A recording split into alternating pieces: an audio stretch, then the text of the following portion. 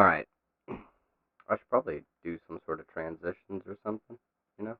Filter, visual presets. I don't want to do anything with that. Can I add? Nope, cancel, close. I want to figure out if I can add transitions into here. Add, no, I don't want a new scene. Can I? Scene transition? Okay, so it should. Starting scene, ending scene live. Okay. So it should.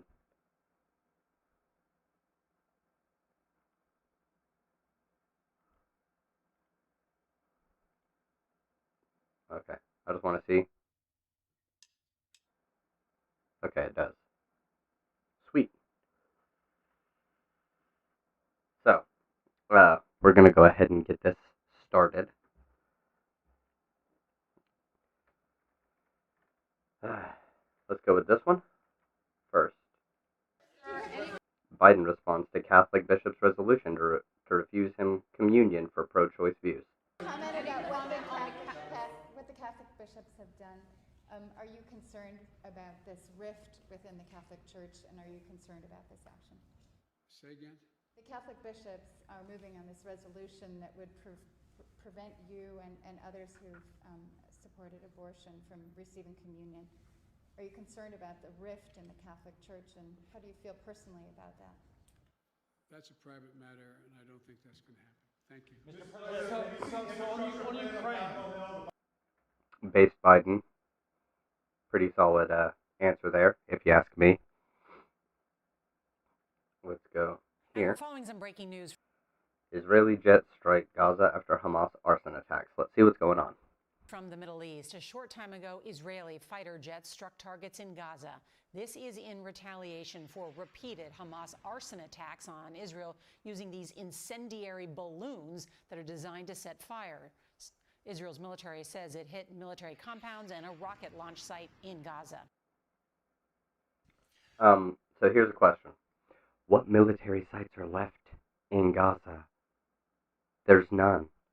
The only things available are schools and hospitals, which are things they've been bombing because there are no more military sites. Because Gaza doesn't really, Hamas isn't really an organized military. They're a place under pressure. It's pretty fucked up.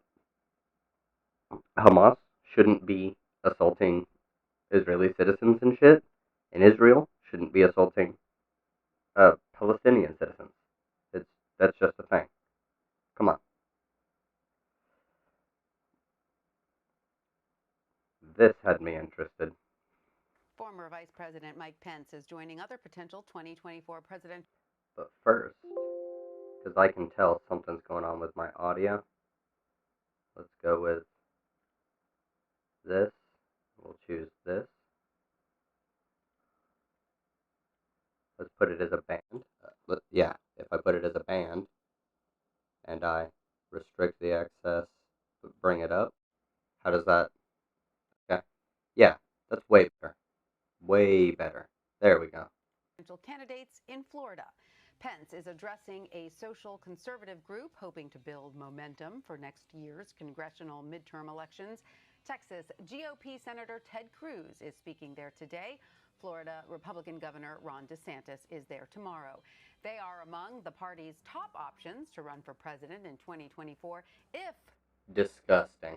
Ted Cruz running for president again, and because of how hard he was licking boots, he's very likely to actually get some support, and that's pretty scary.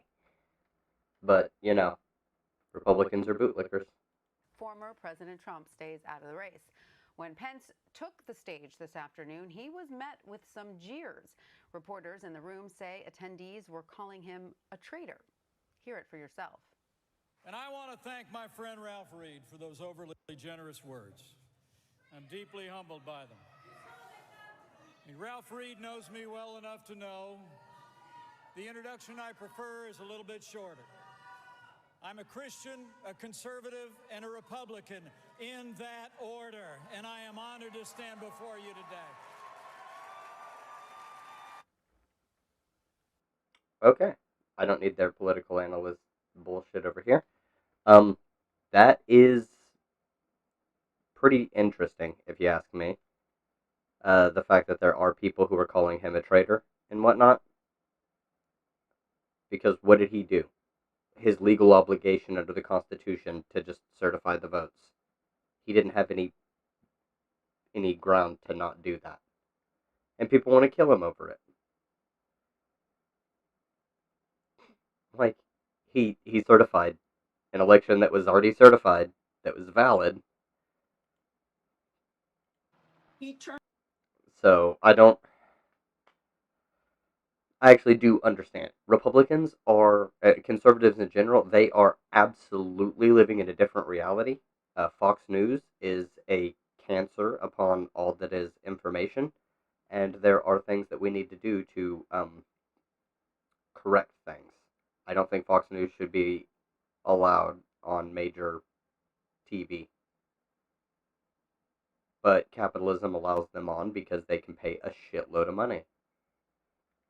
Turned around and started charging me about 50 feet away from me. Terrifying moments on a mountain in Alaska for a hiker as she was confronted by multiple bears. 55-year-old Fina Kiefer was found alive this week after a massive search on Pioneer Peak. Kiefer had left the trail, making her own way down to a valley, thinking it would be faster. That's where she ran into two bears. This is happening within seconds as the bear is charging me with the second bear in tow. Kiefer reached for her bear spray. And I looked at him and he looked at me within 25 feet. And that's when I sprayed the first spray and then I yelled, "Hey!" And I said, "Go!" And kept on yelling. And he looked at me in confusion and then he turned around and ran down the valley. Bears typically will do a bluff charge sometimes when they're trying to figure out who you are. With her cell phone dying, Kiefer texted her husband. His call to 911 started the search. For 2 agonizing days, Kiefer says she could see the helicopters. Finally, she stumbled onto a road where one of her searchers happened to be passing by. Following a ferocious encounter, Kiefer says she's feeling grateful to be alive. Wow. Okay, this is actually... This is a thing. That's pretty awesome. Yeah, bears will do that bluff charge thing. I've heard about this ever since I was in like middle school when I was reading Animorphs. I really liked to look into different animals that they would turn into. I guess to see how accurate they portrayed the animals that these teenage children were morphing into. I don't know. But yeah, bears will do a bluff charge. They'll run at you to see if you're worth pursuing.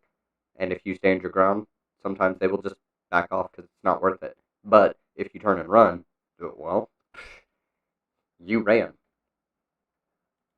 This has taught me how to appreciate everything because life is just too short.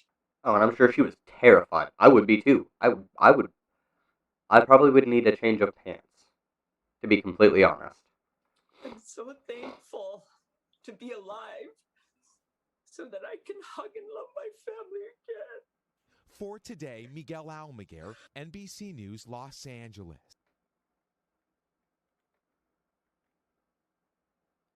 Yeah, that's a pretty interesting little story. Delta variant could hurt undervaccinated areas of the U.S. Not entirely sure what's going on with that. So let's check it out. Let's see what's being told. Could the Delta variant force us back into lockdown? I don't think so because so many people have already been vaccinated. Could the Delta variant force us back into lockdown? I don't think so because so many people have already The fucking subtitles couldn't even pick up the question. been vaccinated. But with the Delta variant can cause more people to die in areas where people have not been vaccinated. Where people have gotten the 2 shots, the Delta variant is highly unlikely to result in anything other than, it's the existing vaccines are very effective. So, no, it's not a lockdown, but some areas will be very hurt.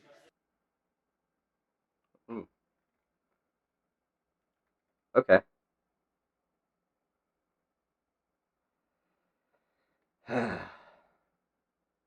Why are people so bad at and dumb at things? I'm not good at some things, but I try and realize what I'm bad at and don't attempt those things.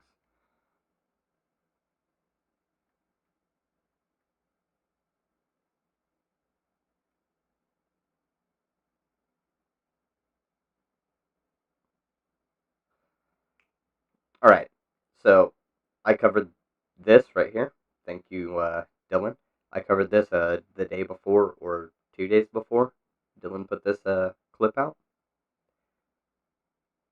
Uh, I even put out a video today.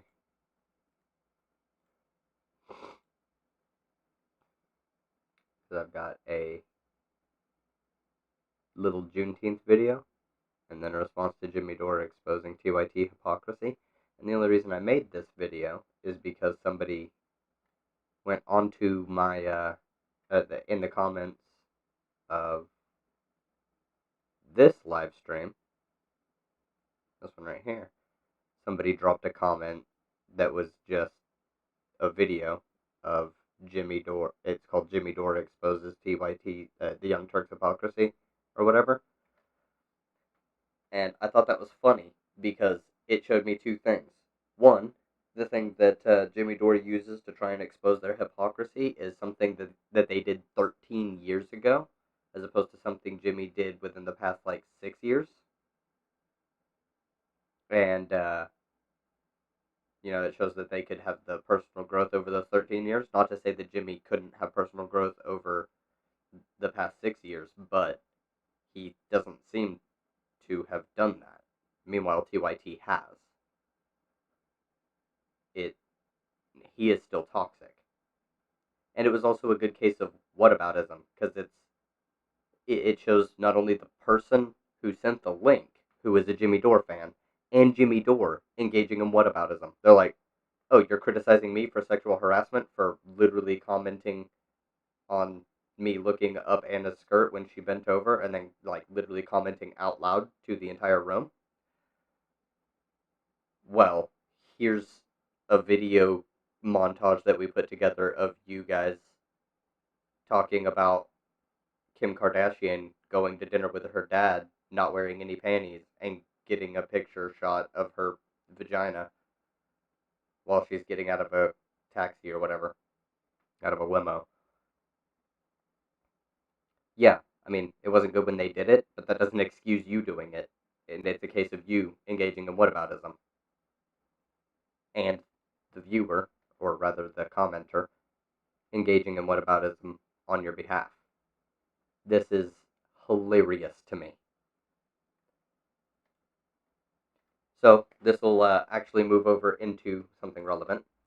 If you are engaging with a person on a subject, for using this as an example, you will say you take my position.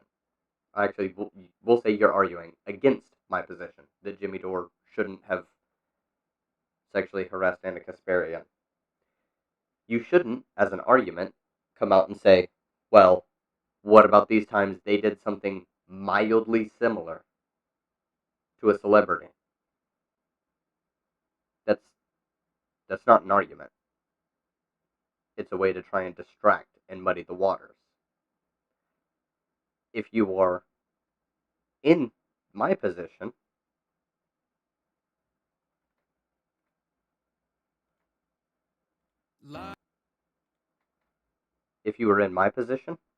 you should call out the whataboutism, because it's completely irrelevant. You need to address the argument that was made. Now, this caught my eye, and I think we might go over this a bit, because it's entitled Mental Health.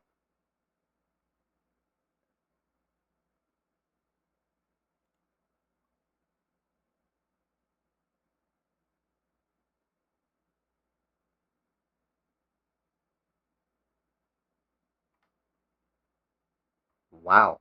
Okay. Toxic mothers. This seems very lefty. Jeanette McCurdy.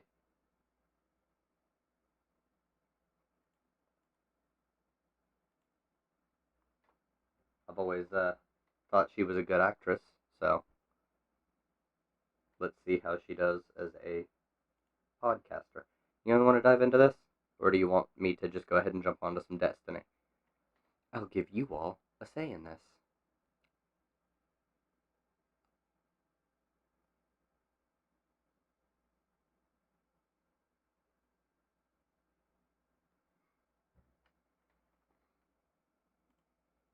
Chat, what are you doing? There it is. It wasn't showing me anything in chat.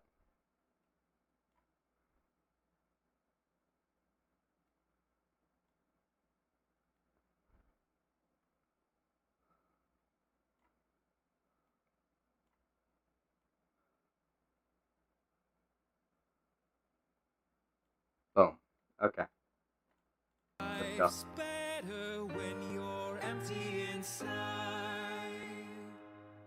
Thank you so much for coming on, both of you. Thank you. Let's start where we all start, childhood. When did you start? Like when did you start out in the business? Did you have any interest? Was it your parents who put you in it? Yeah, I was I will point out right off the bat. Kind of an interesting thing that they don't do any introductions. I mean, Jeanette McCurdy doesn't really need it on her own podcast here at her channel labeled Jeanette McCurdy. But, I mean, I introduced myself because why not? And these are guests. No introduction. I was a person who was in school plays and liked it and didn't find that I was intimidated by the audition process. So honestly, that made me think like, oh, this is something I should do because I hear kids do this. My dad was a drama teacher. He was not my drama teacher. And my parents were documentary filmmakers before they had kids. So they had a pretty, my dad in particular had a very cynical view of the. I feel like I could actually just, play Destiny and cover this. I don't think it'll be too hard. Industry, didn't think it was a place for kids. And, I was very interested in the plays that he put on, and he was a really, really great director. And, many kids would skip all their classes, but go to Mr. B's, drama class. And he was a very dynamic and progressive kind of teacher. So I grew up with cameras around the house because my parents, were documentary filmmakers, and like we had a video camera when it was like the size of a house. So I was kind of comfortable in front of cameras. Also, I was raised in a traditional Jewish home, and there's definitely a presentational aspect, the way that we learn to chant the Torah, there's song and there's kind of a presentation element to a lot of our holidays. So I kind of had that comfort, but I wasn't like a hammy kid. I was not, I was a funny looking kid. I'm kind of a funny looking adult. And yeah, this is kind of a long meandering thing. I wonder what led them to get into this topic. I wonder who they are, what their credentials are. Are any of them therapists, or are they just talking about personal experience? I suppose we'll find out as we listen, but I've never heard a podcast start out this way, so I'm intrigued, So it wasn't like, oh, slam dunk, this kid's going to have success, because when I got into acting, there was what was called the all-American look. I'm sure you remember that term being thrown around. Yeah. And I definitely was not it. So I kind of knew it was a long shot, but I was a very good mimic. My parents, they said I looked like Bette Midler and Barbara Streisand, and literally typed a letter on a typewriter to different kids' agents. They used the Yellow Pages to find different kids' agents. Like there was no internet, there was nothing like that. Yeah. And they sent a letter about me and a picture that they like took in the backyard.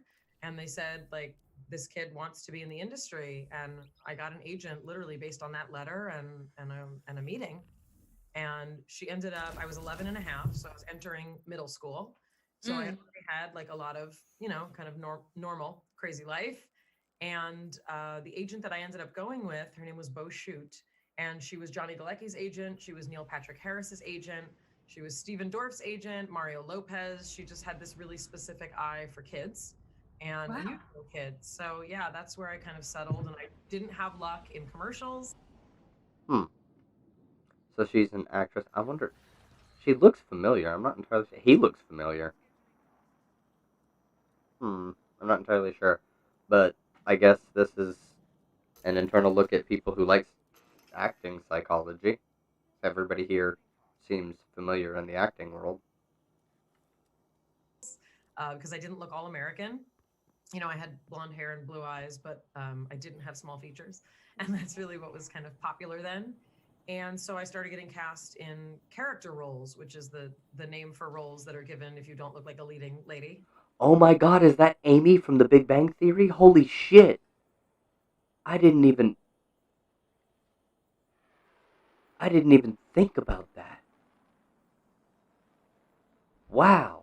Okay. That makes so much sense. Holy shit. That was okay. As it were, even at 11.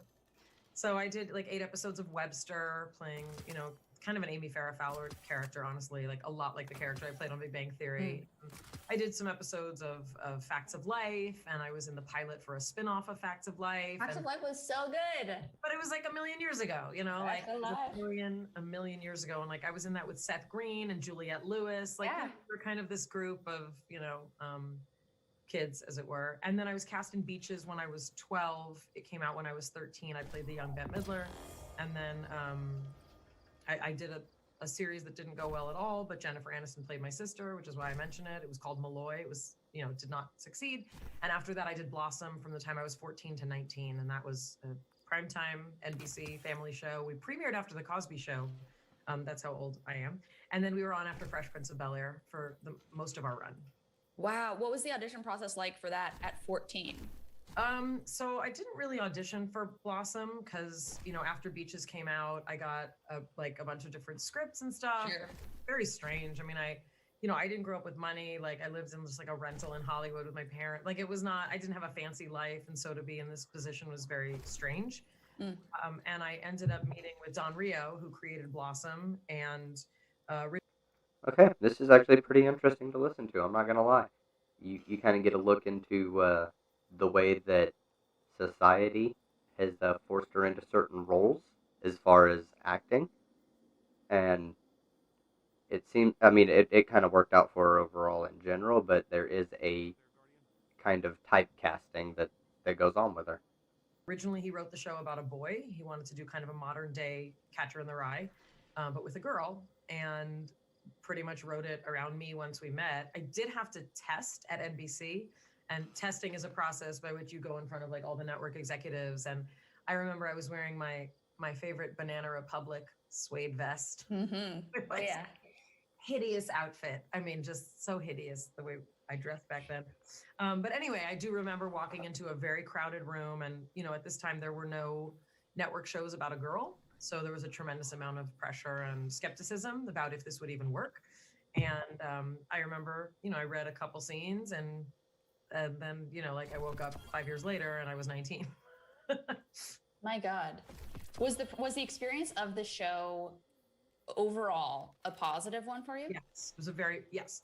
That's awesome. That's so cool. Yeah. I mean, while I struggled a lot kind of interpersonally and felt very conflicted, as I think you can understand, about sort of being this like perky, like, every girl, and like, people would frequently say like, why aren't you smiling? When they would meet me in public, which is also just like something that I think we're realizing you shouldn't ask women. Like, we're not required to make you happy all the time. Yeah, I remember feeling a lot of conflict over being recognized, and that was very strange to me. Really? Please elaborate. Yeah, I felt really weird. Like it's kind of like I would try and forget that I was famous, and then people would constantly remind me that I wasn't. And people were generally nice, and I think even, Jonathan can speak to that in the time that we, have spent not during COVID. People are generally very nice to me. Like no one. I mean, once in a while you get someone who's like, I hate you, but my grandmother loves you. I just like reply like, yeah, I do really well with the grandmother scene. But no, most people are really nice. It's That's just when you're a person who doesn't think of yourself, or doesn't want to think of yourself primarily as the object of someone else's, attention, it can be very jolting. And especially if you try and, I don't know, like have a date with someone and be out, or, be with your family, or have a bad day, have parents who sometimes fight in public. Like all of these things become difficult when. Okay, so yeah, that is true. Being a celebrity makes it a lot harder for you to go out and do things. I want to go over what I'm doing real quick as far as the build. We've got, I saw this from Cami Cakes, just for anybody who watches that channel. We got the Top Tree Dawn Blade, and we've got Wings of Sacred Dawn with a sniper and a Devil's Ruin. Alternatively, I can use Sunshot. This allows you to gain momentum almost instantaneously. And this stops your momentum almost instantaneously. And also makes you hover in the air. So you could actually use this to, like, you could Icarus dash across, and if you see something, you could quick scope in. I mean, I've got snapshot and moving target on my long shadow here with a medium zoom and a freehand grip, but I'm actually going to put the Icarus grip on here for this purpose. So I could start zipping across as fast as possible. This will slow my momentum significantly. I'll still be moving. Moving target will activate, increasing my target acquisition and my movement speed. So I'll be able to zoom across. The snapshot will activate as well, making it slow down even more. I can get the snipe off, and then I can use the other Icarus dash to almost instantly zoom across and finish my my movement. The Devil's Ruin is just this is one of the best sidearms in the entire game. It's a laser beam, and it's a sidearm. Phenomenal. Alright, let's get back into it. And you're in the public eye, and it's even more extreme now because people have cameras, and everything you do, everything you look like is recorded and posted all over the internet. And much as I'd love to be the kind of person who's like, I don't care what you think, I'm not that kind of person, and I don't think I ever will be. Like, I always really, really care. And like, if there's a million positive comments, but that one person who's like, you're a horrible person, I will go to bed thinking I'm horrible. You don't read the comments. That's why I don't read comments. That's right. Remember when you tried to click on the Oh, down? I tried. No, what was it? When the podcast first started, When our podcast first started, looking at it was just the first couple episodes that were released, and mine was like looking. She's like, "Oh, look at all these thumbs up," and there were like 9 thumbs down. She was like, "But these 9 people, why didn't they like it?" And she thought that if you clicked on the dislike button, you would see. I thought I'd see who were these 9 people, but instead I disliked my own video. Nope. God. And I never found out what those 9 people said. God. Whoever like thumbs downs YouTube video, who are these people? I don't know. Here's the thing, like, I could see people thumbs down. Hey, I do sometimes. Like, you're asking a question, right? Like, do you like cats or dogs? And I do a video saying, I like cats. Like, and people might be like, no. But for me and Jonathan to start a mental health podcast, to put it out there and for people to be like, no, like, okay. I just disagree with the entire. I disagree with the distance that you walk.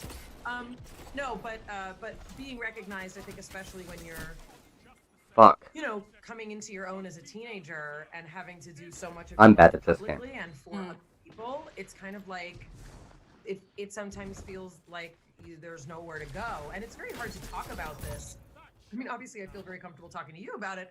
But most people, it's like, well, that's what you get. Like, you're famous. What did you expect? Ask for it. Yeah. You asked for it, and yeah, that and is also, a toxic. Okay. Not that I actively tried to extricate myself. That is a very toxic mindset that people have against famous people, especially, is the same thing that a lot of conservatives have towards, women and sexual assault. You asked for it. You're famous. You're the one who put yourself out there like that, being famous. So, there's some disgusting, Go, bearded guy! Yeah! This is a dude's rock moment. From my job, but there were many times, really. But that is a big deal that happens with celebrities, and it's pretty bad. For my own personal reasons, that I was like, I don't know if I still want to do this, but I was contracted. Like, it's actually like a thing. Like, I actually wanted to go to college when all of my peers did, and I was accepted to Harvard, and that was the plan, that I was supposed to go back east. But I was not allowed to, you can't break a contract to do that because you're ready to go to college. Like, that's just like, them's the breaks. That was in bad our for me. industry. So, it's not like, oh, poor me, I had to go through 2 years of making money and being on television. But, everyone's allowed to have a human experience, and it's not an exception, just because you're on television. And also, I was kind of a dark, moody teenager, and that felt... Yay! To have to really be for other I killed people someone. what they wanted me to be. But the reason that I say it was a positive experience is that I worked on a clean set I never saw drugs or alcohol. I was surrounded by very creative people. My castmates were fun. I had other teenagers to hang out with who were cool. I mean, like, Okay, that's pretty good to hear that there was a non-toxic set environment that she got to participate in. I like that. you know, we didn't need to be best friends, but like we had each other, and like that was like, you know, Jenna who played Six, like we took tap dancing for years together, like on set, like, you know, we did things together. And you know, Don Rio, I call him my third parent. Like he wrote for me for 5 years. You know, he wanted me to have a positive experience. And it's funny because my brother once mentioned like you were always complaining, and it's like I remember complaining about a lot of things because I was a teenager, you know, but I kind of have That is true. Teenagers bitch all the time. Constant like complaints. separated that memory of being like, I didn't want to act anymore, because the fact is I was contracted. Like it's and I don't think people get that. Like, it's your job. Were you able to lean on your family at all during that time? Were they sort of a source of comfort during the ups and downs, or not so much? No, I mean, yes and no. My dad, you know, my dad was kind of he was a tough love, kind of like, well, this is what you wanted, you know, like, what are you complaining about? Like, you make more money than most. Like, it's like, oh, that's not terribly helpful. And, you know, my mom kind of had to fill in the blanks. Any happiness I didn't have, like, she just filled it in. Or like any perkiness that I wasn't meeting the bar for, I feel like she filled that in. Like, and we were this like team. Oh, I didn't like, even we see went them. everywhere together. And, you know, she Okay. was, I mean, I don't want to say that she was my best friend, because I definitely didn't have that kind of feeling. And it's not something I really wanted, but she was kind of the closest person to me. Like, she was with me all the time, you know, for better or for worse. And of course there are times as a teenager when like, you don't want your mom around, but we were kind of stuck together. And many kids got emancipated. I'm sure you knew kids who at 14 and 15 were like literally just with a random guardian who would drive them to and from work.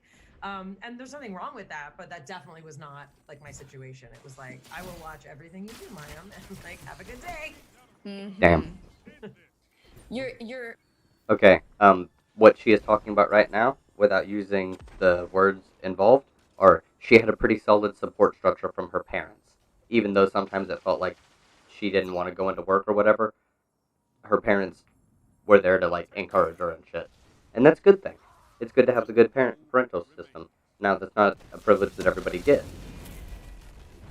So, you know. Bill kind of does that, yeah. Sure.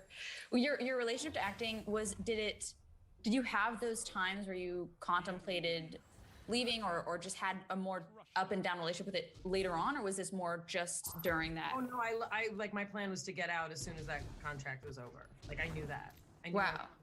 I knew I wanted out. I wanted to be around academic people. I wanted to Fuck me. like, my grandparents were immigrants to this country, and much as I love being on television, I was like, they didn't survive the Holocaust so that I could walk a red carpet. Like, that's not the end all be all of my life. Yes. So I really wanted to go to college. I wanted to, you know, have people judge me more for what was inside of my brain and not just sort of what I could provide for them. Damn, I heard them all. I heard them all. You get it? Like, you're a Kleenex. Like, you're a nice Kleenex, but you are used up until you're of no use anymore. And then you're kind of like released into the world like, okay. God like, damn it. Thanks for everything you gave us. And, you know, I like to point out that, you know, girls at that time, as leading ladies at that time who were teenagers, like, I wasn't set for life. You know, I'm not set for life because of like the work that I did in the early 90s.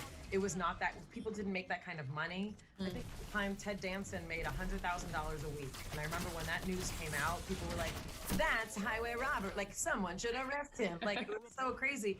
And meanwhile, like, you know, the inflation in our industry it's so different, but people assume that like, I made billions of dollars. And like, no, that's, you know, there were laws that protected a certain amount of my, you know, my earnings. And those are the Jackie Coogan laws that are very important for child labor.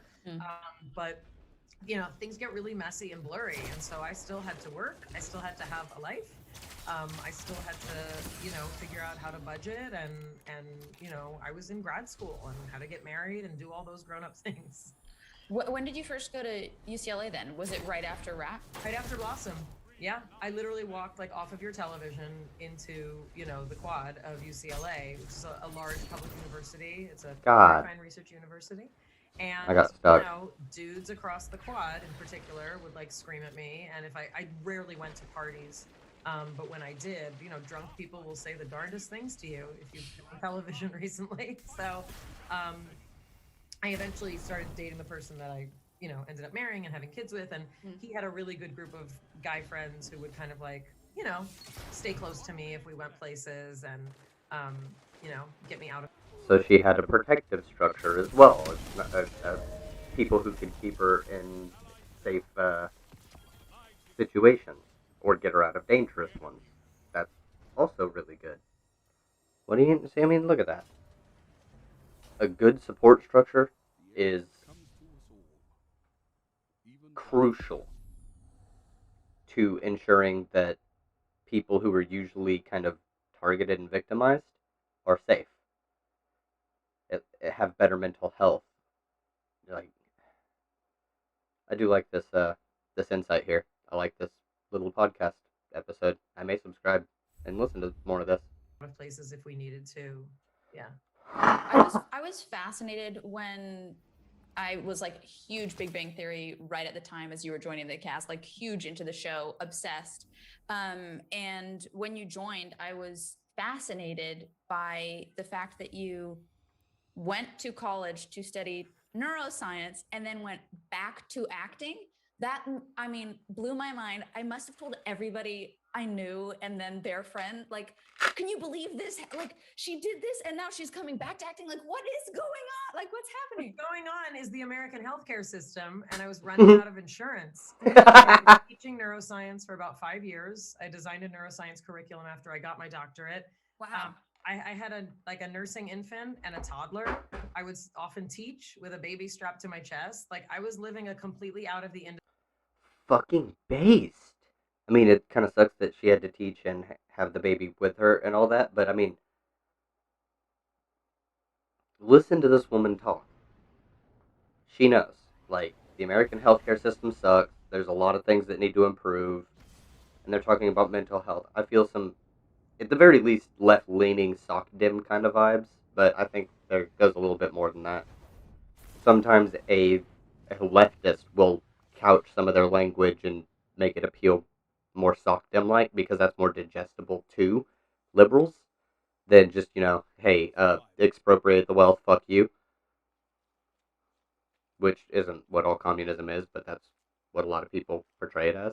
Industry life. I didn't even know what size clothing I was because I just wore like whatever was around. Amazing. My hair was like down to my butt. Like I had long hippie chick hair. Like I was living my best non-public life and was running out of insurance and literally felt like, you know, I've never done this as an adult really. I did a couple episodes of Curb Your Enthusiasm, but literally someone started representing me when I was 8 months pregnant with my second kid.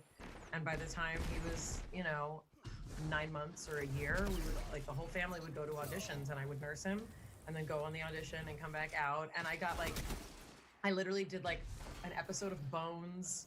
I did an episode of Saving Grace. I had never even tweezed my eyebrows. Like, I didn't even know that was a thing. Like, I did What Not to Wear, and they were like, you've never tweezed your eyebrows. We need to fix this. They cut off, you know, a healthy 7 inches of my hair, and like I had like this like public makeover, which is not awkward at all. And you know, really, that's when I sort of started auditioning more, and I started at the, I mean, I don't want to say the bottom, but like every casting director either was too young to know who I was, or if they knew who I was like, who's this girl? Really? She's back again? You know? So I auditioned for everything. I auditioned for like Zoftig Friend #1, like characters with no name. But what it would say was like, submit all ethnicities is what they used to say, which meant like, she's not the pretty girl, like she's not horribly ugly, but like anywhere in the middle, and also chubby. Like that was.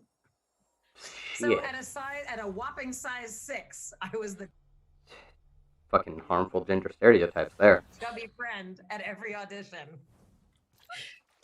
And had your relationship to acting at this point changed? Because it sounds like it was a completely different responsibility I didn't level. know if I knew how to do it anymore. I mean, like when you have someone writing for you for 5 years and you're 14 to 19, like I don't know.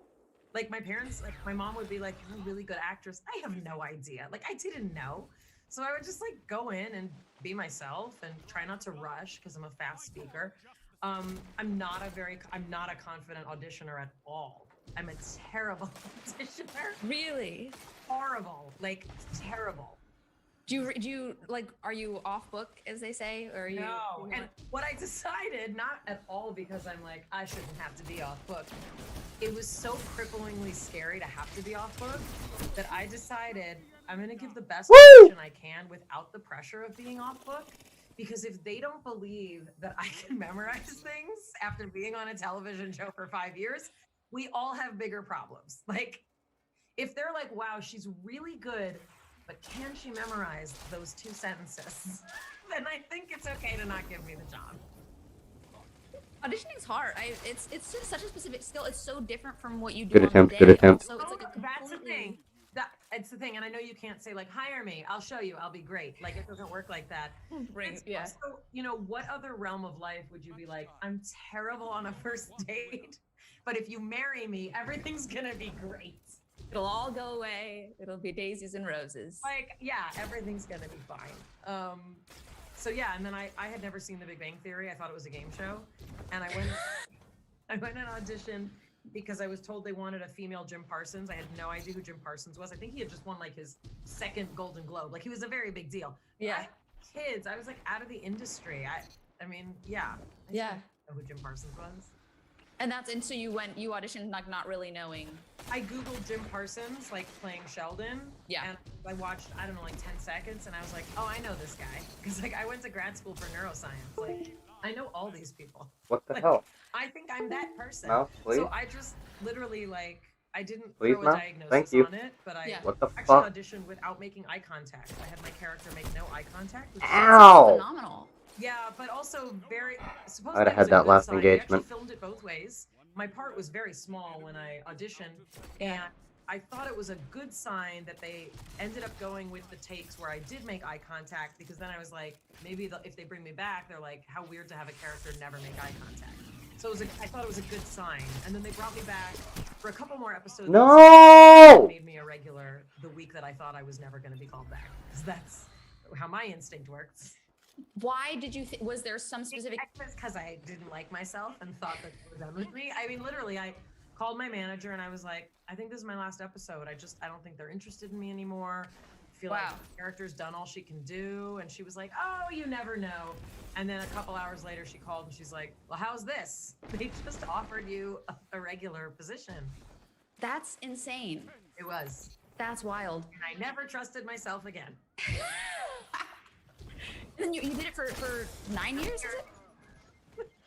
He's hurt. Come What on, was hurt that him. like? What was that like Behind- arc like for you? Was it love the entire time? Like it seems like an amazing, cast and everything. Was it like amazing? suck It was super amazing. so and much. Also, imagine entering high school 2 weeks into the. Okay, so I'm gonna talk a little bit about what she's gone over so far. She has kind of vaguely gestured at her support system actually being fairly based. You know, they appreciated her and cared about her and showed her that, she can succeed. And also, she had people who could get her out of unsafe situations that may arise.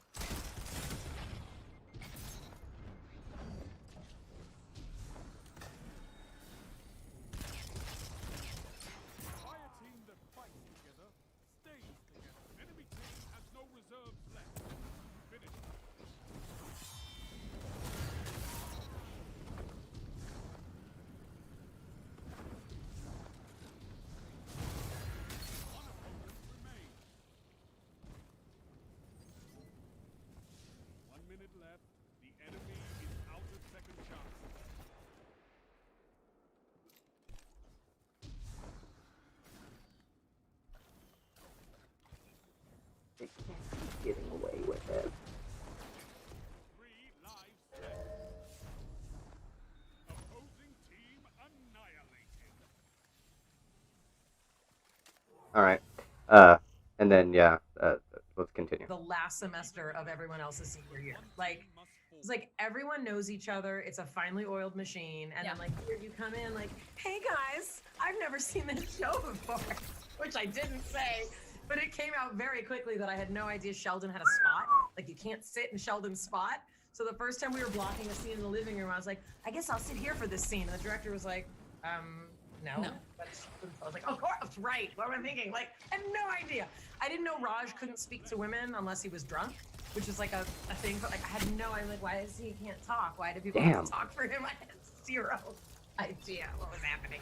But I was very. You did a lot of research. I did a lot of research. You know me, I'm big on research. No, but Melissa Rausch, who played Bernadette, we were added at the same time, and that was wonderful. Oh, that's so nice. So nice. What a buddy. Yeah, she was my buddy, and like we were very close. We remained very close, and like she would fill me in on things. I'm just like, there's a part missing of my Hollywood brain. Like I don't have that part that like understands everyone's relationships and like who's connected. Like I don't. Thank you. I don't know how to do that. Thank you. Everyone else had to tell me like, if you don't want so and so to know something, don't tell it to them. I'm like, okay, how about I talk to no one and then I can't offend anyone? Yes, I swear to God, that is the hardest part of the industry. Some people have that skill of just knowing how to like be in the biz. I don't know it. I don't get it. I wish I did. It makes me feel so stupid anytime I'm around. I'm like, I have to just avoid groups with all these people who are also in the business because I don't know how to navigate. The Legend 69, no. You know, there's not another word than gossip, but I don't mean it to sound like everyone gossips. But the notion of information being passed around in our industry and in many industries, but a lot in our industry, yes, that's like a skill. And I really, you know, I grew up with a lot of gossip and I don't like it.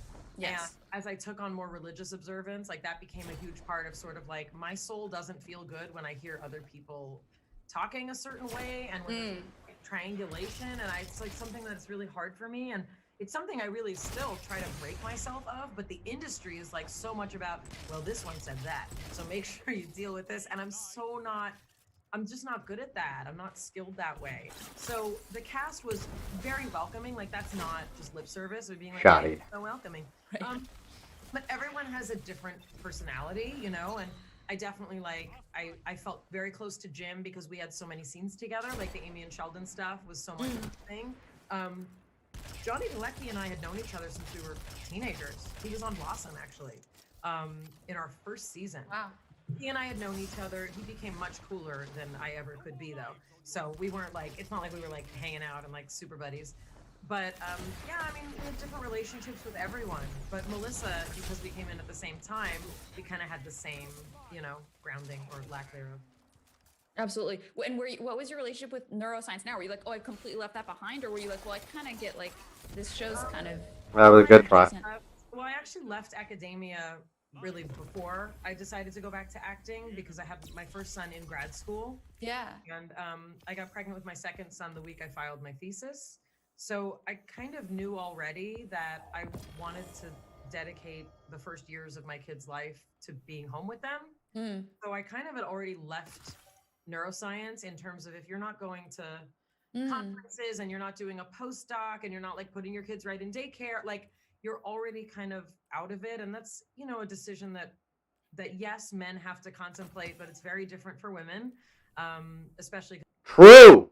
Because, you know, I was the primary caregiver. I was, you know, an exclusive breastfeeder. And while, yes, you can pump, I chose to physically be with my child to avoid the middle woman, as it were, of the pump. So I was physically, you know, like there with my kids for those years of their life. And that kind of already removed me from the industry, meaning the science industry. Right. So I did. I went on to, you know, I taught and I taught junior high and high school. But yeah, it was kind of like, you know, it was one of those moments of like, okay, what happens next? And it's, you know, it's something Jonathan and I definitely talk about on the podcast too, like in terms of mental health, like how do you make decisions to just take a leap and not know? And most people assume like, well, you were financially set for life. And it's like, no, I wasn't financially set for life. I made a decision that was difficult and I didn't know. I mean, I pictured myself teaching, you know, I taught piano, I taught Hebrew, like I drove all around to make $25 an hour or $20 an hour, you know, to teach this one's kid or teach that. Like I was living a life of a grad student, living off a stipend. I taught, I TA'd as much as I could to help supplement, my stipend. But I was living a life of a grad student. I don't want to say normal because for many people that's, that had healthcare and all sorts of things. But yeah, I was living the life of a grad student at that point. And so leaving was very much like, I don't know what next. And I never expected to be a regular on a TV show. I already did that once in life. Like, I wasn't thinking like, better get on a show. Like, I had no idea what was going to happen. I was hoping to just get enough like guest spot work to get my insurance so that I could have insurance for my kids. Like, that was literally what I thought would happen. And then I'd keep teaching. I struggle so much with uncertainty and with transition periods and going, what's happening? What am I doing next? Where am I going from here? And the uncertainty that comes with that it can be crippling. It's so difficult. And I think it is for many people. That little period is so fucking difficult. Go. I can't imagine navigating that with children, with the level of responsibility that you had. Like, how did you, did you have specific like tools that you leaned on? Do you look back on it? You're like, well, it was a miracle. I don't know what. It's a miracle. I mean, like, it's a miracle. Yeah. I mean, we became parents around the same time, and it's also like just having children and trying to be present with them is its own challenge. We also live in a culture that doesn't really support that. Like, we're not given maternity, paternity leave. We're not given, all of that kind of flexibility. So yeah, it was crazy. And I also I didn't have a nanny. I didn't have a housekeeper. I didn't have my parents weren't helping raise the kids. Like, we were just figuring it out. And, also I was 27 when I got married. Like, I thought I had it all figured out. Student debt loan. Lo and behold, student loan debt. Yeah, you still Jesus. keep developing and growing as a person, and then you're also responsible for these humans who really need you. Like, they'll die if you don't feed them. It's it's more than a house plant. It's like a human, and it was a lot of madness. And I think a lot of people will report that those years of parenting, especially if you're parenting kind of the way I did and the way many people do, it's you're always on call, so I understand why Double down. stay-at-home parents, because it's a full-time deal. It really is. And we didn't have a lot of money, so it's not like I was sending them to classes, and it was just sitting and playing and taking walks, kiddos, to get people to nap, and then just fighting over food, and that's life. Yeah. So, okay, let's fast forward, if we can, to kind of the ending of Big Bang Theory and the inception of the podcast and the thereafter of Big Bang. Damn it. So when that show Just hide for a minute, y'all. was done, what was that like for you? It was over. I was like, that's it. I'm never going to work again. I'm done. No, I think You're there's seeing a thread here. Right, this is a very common theme. I mean, honestly, there was a tremendous amount of attention, most of it not accurate, about kind of the financial situation of our show, which I'm sure you can also relate to. Everyone being up in your financial business is A, very bizarre, B, very intrusive, and C, very frustrating when it's not even accurate information. And then it's you can't be I don't make $3 million, I make $1 million. You can't, it's so ridiculous. And it's dumb. Those are made up numbers. Those are not real numbers. I just was anyway. But the notion, the simplest way I like to put it is I was not in a position to never work again. So it was my responsibility as a homeowner, as a person who, provides insurance for my children and the people that work at my production company. I have to work. I'm still in the position in life where I have to work. So Jim Parsons, who played Sheldon, approached me about doing an American adaptation of a BBC show called Miranda, which is about a very unusual woman. And the way Jim said it to me is, if anyone Dude, you have no is life. annoying and adorable, I think it's you. I was like, well, most people find me annoying, but some people find me adorable. So that sounds great. So then this thing called COVID happened, a global pandemic began, and the production of this show was put on hold. That it was frustrating, scary, depending on the day terrifying and anxiety provoking, our country was also in the middle of a tremendous amount of Wow. confusion Out of nowhere. about who to trust. And I think that's true whether you supported Trump or didn't. The information was coming like fast and furious. And one day it was like, do this. Another day it was like, don't do this. Like, touch a metal surface with your tongue. Don't look at a metal surface or you're going to get COVID. And it was right around that time that Jonathan and I had started writing and kind of partnering in a lot of different ways. Yeah. And one of the things that we always kind of resonated on for the years we've known each other, I guess going on the decade we've known each other, was mental health. And my mental health definitely took a little dive during the pandemic, as did that of many people. And we came up with this kind of notion of like, in this time when you kind of can't do anything, is there something that we could do? And Jonathan is... The podcast wasn't our first attempt at that. The podcast was not our first attempt at that. What was your first attempt? We wrote a TV show. We wrote a beautiful script. Okay. That we had the amazing opportunity. This was like during COVID. We were those people who wrote a pilot. Like, you know, all the creatives who were like, I'm going to write a pilot. We were like, we wrote a pilot. And it was so beautiful. Yeah. And I have an overall deal at Warner Brothers, and they were like, this is really beautiful. And we were like, we know. But we got to shop it. Like, we had this Zoom experience of pitching a show. I mean, I guess we could say it was about 3 different kinds of couples during COVID who are all part of like a community, like 3 couples. I don't care, they backed me. And all at different stages of their relationship. And it was very witty, and we were very smart, and we were very sharp-tongued, and we had a great time pitching it. And no one wanted a show about 3 couples in COVID. So we started talking about like, what are other creative things that we can do? And Jonathan has much more of like a tech, business, futurist kind of perspective. And so he was especially interested in the kind of information that people get. So what we did is we paired his, knowledge, my skepticism, and we decided, let's do this thing that people have always been like, you should do a podcast. And I was like, I don't want to. But with Jonathan by my side, I knew that it could be a very targeted thing. Sure.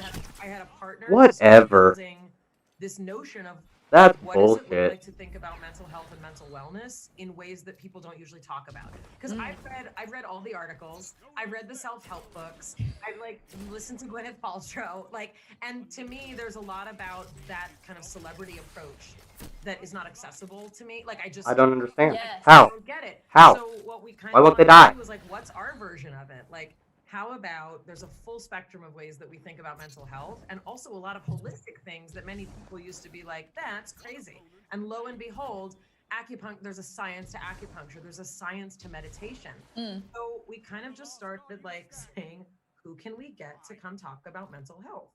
And 15 episodes later, here we are. How many episodes later? We've done 18. Well, we've done 8 air. Yeah, we've released that. We've released 18. And has the process of having a podcast been like for you guys? Has it been more daunting than you expected, easier than you expected? Has it been as fulfilling as you hoped? Has it been completely unfulfilling and you're like, I need a new thing? No, it's been, for me, my first kind of foray into this arena is, obviously a million years ago. I had Facebook and I was like, oh, you can post things, or like you can tell people about things, or like, oh, especially when I was, a mom and my kids were young, I'd be like, oh, I really think people should know about this. Not that like, I think you should do this with your life, but like, did you know that, for example, plastics produce terrible chemicals? And people were like, do you want us to throw away all our toys? And I was like, yes. And they were like, you're crazy. Fuck and then you, years Nova. later, everybody's like, throw away all the plastic because There's it's just terrible. been recently all this stuff about endocrine disruptors and the fact that sperm counts have plummeted. And Sperm counts have plummeted. So I used Facebook. I will get around to this, but I used to use Facebook as kind of like a way to like tell people things that I thought they might want to know. And I had a really nice little community. And okay, so then it becomes Twitter, and then it becomes Instagram, and then a lot of places are like, well, we won't hire you, or we won't give you this deal unless you have X number of followers. So then it was like, okay, now I have a job, get 1 million followers on Instagram. Right. Like, okay, so now it's my job. And like, I'm not really like a post pictures of myself in a bikini kind of person, but I do know that people who do have a lot more followers, but I didn't do that. So I just like, the little engine that could, like, here's me and my cat, and like, this is what I look like when I wake up in the morning. Not that different from what I look like now. Anyway, I then started into YouTube space because I was like, people seem to want to hear what I have to say. I think I'm annoying, but I'm going to talk and see what happens. And that was my business partner at the time, Emmanuel Shalev. He was like, there are people like you. They're out there. And I'm going to show you that they exist. You're going to be yourself. You're going to be your authentic, weird, adorkable self and see what happens. And indeed, he was right. We now have 1 million subscribers, and most people want to hear me talk about deep things for a long period of time, about open relationships, about science and religion, about veganism, like about what it's like to be divorced, like all these things. So to move into podcast space is like, how about instead of me talking for 5 minutes, I talk for 85 minutes? I did not know how interesting she really was. I don't follow a lot of celebrity culture, so that wasn't something that I cared for, really. Best thing about the way I've got my shit set up right now. God, we're 36 minutes in. Interesting. Yeah, they're just kind of blasting through stuff. They're just she's mostly talking. So, Mayim Bialik and Jonathan Cohen. Let's drop the sub. There's still like 22 minutes left. Well, like 19 minutes left here. Yeah,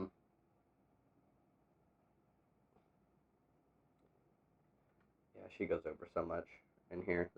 It's a long ass episode. I don't want to go over the entire thing, so let's go ahead and hit that, and let's just close that. I do like what they were going over there, but I feel like if I just watch the entire thing, then that'd be a problem.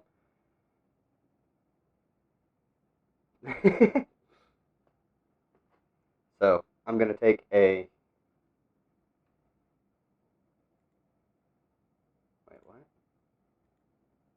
Jeanette 10 times she tried to warn us. Alright, we're going to cover this after the break, and then we're going to get back into some Destiny. I'm going to go ahead and do this. I'm going to put back on the thing, and we're going to minimize. Boom. So, break time. I hope you've been enjoying so far. If you do, like, comment, leave a message in the chat. Can we get some hypers in chat? Maybe some poggers, if you will. And I will be back in like 5-ish minutes.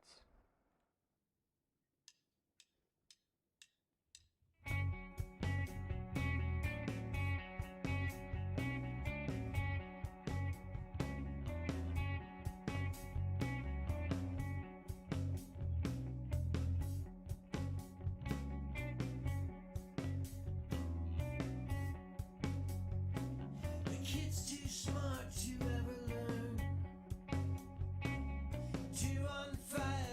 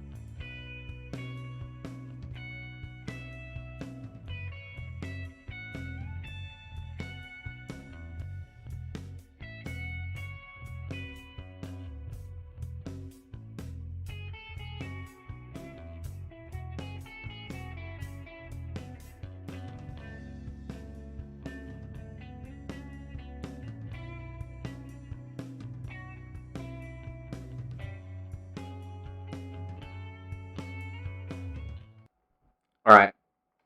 I'm back, and I lied. I'm gonna watch this by myself later. Boom. Done. Sorry about that. I just don't feel like doing that. Ugh. Oh, I lost a viewer. Maybe? Oh well. Double the YouTube tabs. Hell yeah. Based. Alright, let's see. I already covered most of this. You know what? Fuck it. Let's just get back into some Destiny. Don't care. Let's go. Shoot some enemies. Enemy guardians. People who want to oppose the leftist regime that will come under the condiment crew. Power to the proletariat, y'all. Alright. You know what's based? Unionizing your workplace.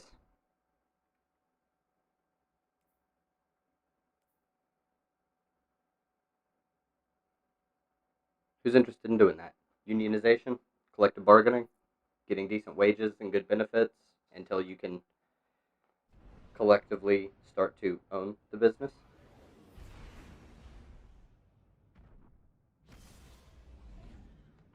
Yeah. Yeah, how's that? How's that? Owning the place you work at, getting yourself more invested in your work because it's not something you just go do to get a paycheck. It's something you can actually have a substantial say in. I'm a fan of that. I don't know about y'all. Your ghost has limited power. Survive at all costs.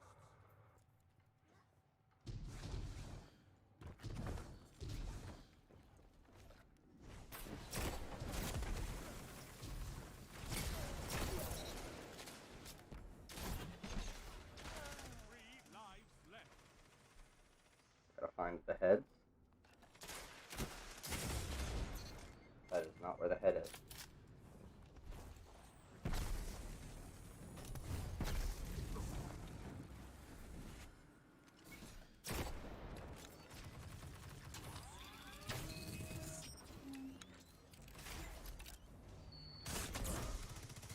Fuck me. That wasn't quite enough. This is gonna be a sweat game. Let's go!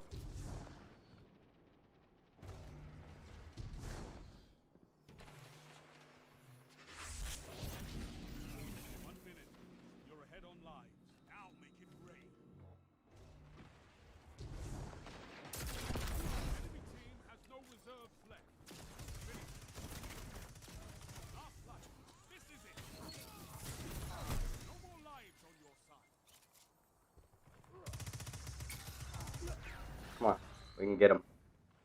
One enemy left.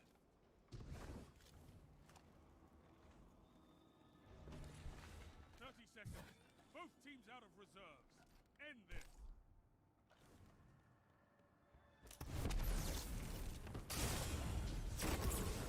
No! Get him, little dish.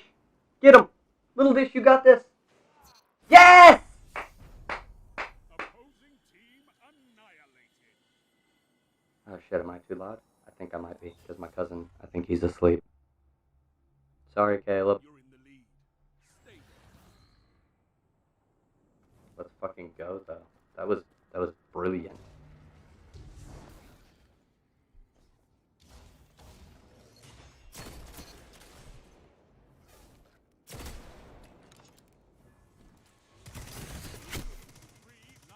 Wow. Is that auto aim?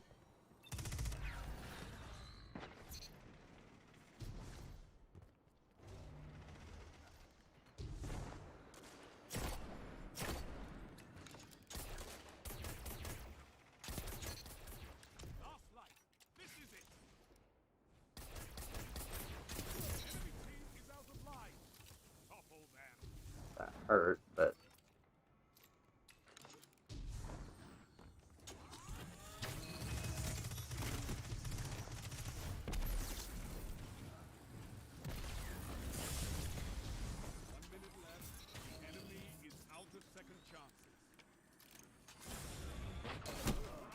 The chaperone.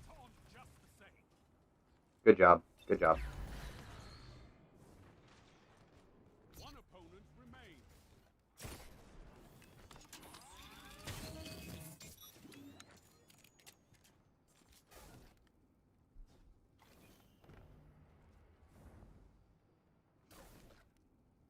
30 seconds. Both teams out of reserves. End this. You're the last Guardian standing. Fight.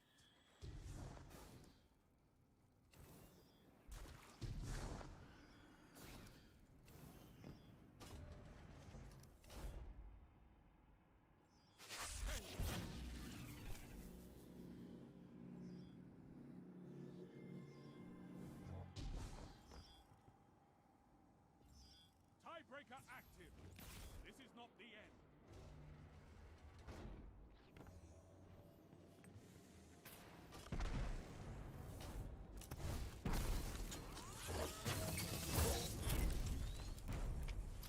Opposing team annihilated. Alright, that was some butt clenching action there. Round start. The lead is yours. Let's go. Let's fucking go.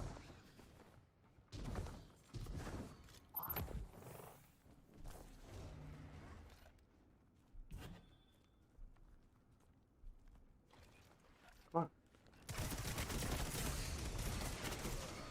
Wow.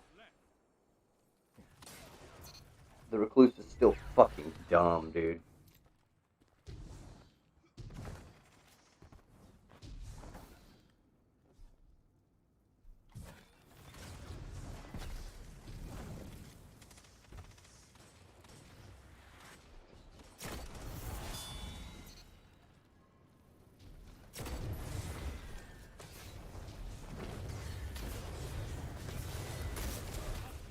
No more lives on your side.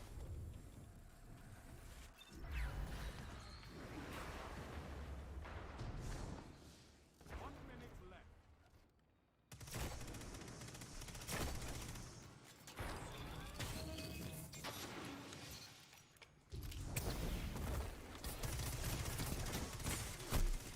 Okay. Okay. Enemy team is out of lives. Come on, little dash.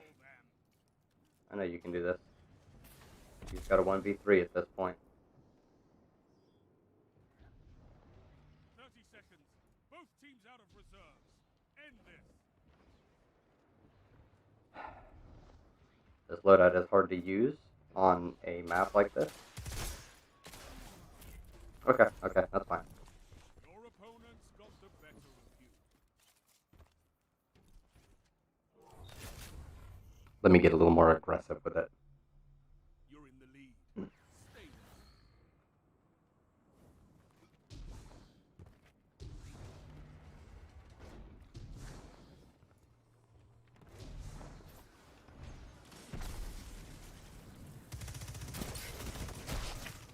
it. No way. Come on, y'all.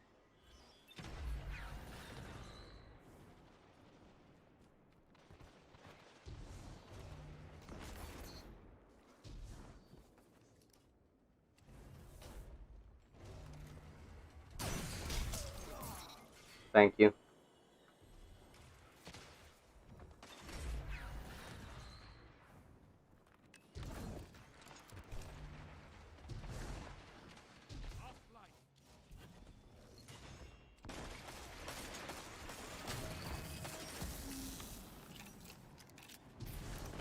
Enemy team is out of lives. Topple them. 1 minute left. The enemy is out of second chances. What's that you've got? One foe remains.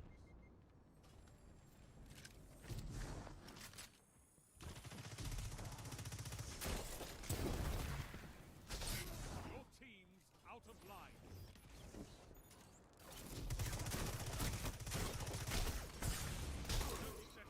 That's... I was about to say, what the fuck happened? I know I just shotgunned him.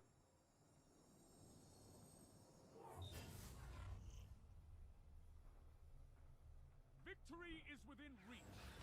Crush them.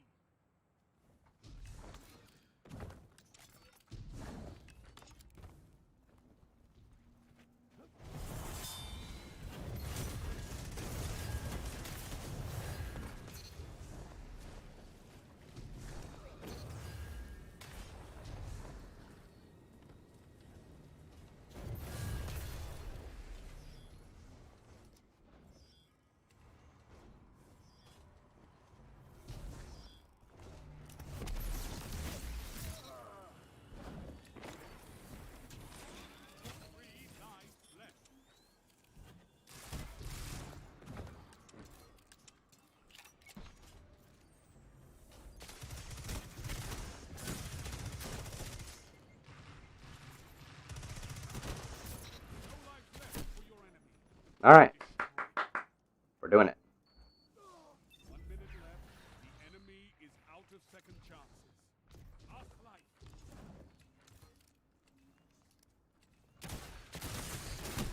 Nope. We're getting wrecked on this one.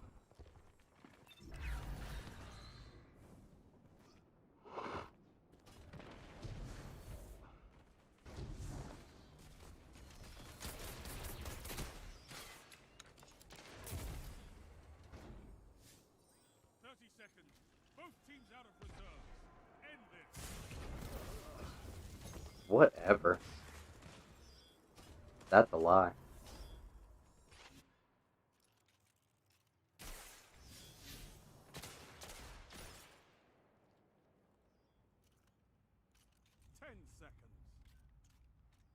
You need to get on that zone.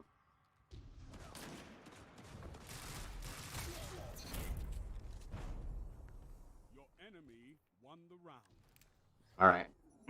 Use the same basic premise, but not snipe. We're going to shotgun and we're going to use the sun shot, which hasn't been very faithful to me. This,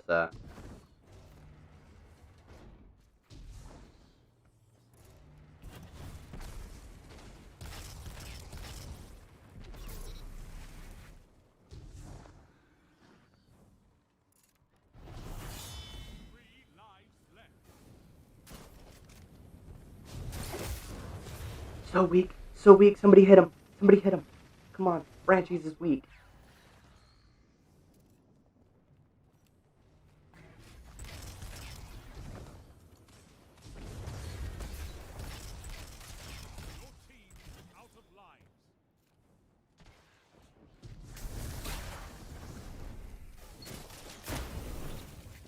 Of course, I'm just gonna get fucking golden gunned out of my existence. Sad.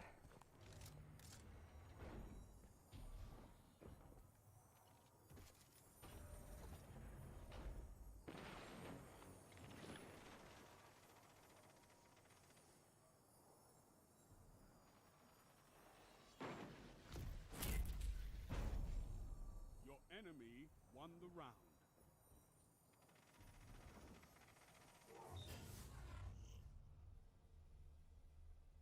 Final round, and it's time. Show me a battle.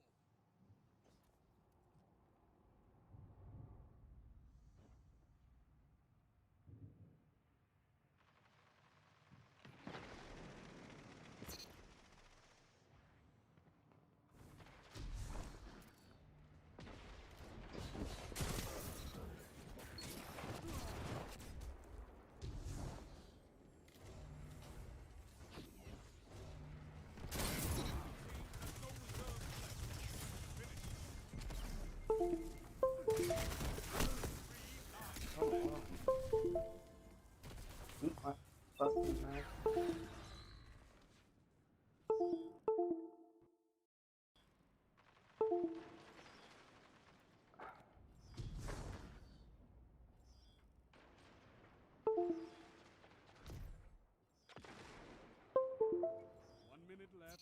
Oh my god. Out of second chances. One enemy left.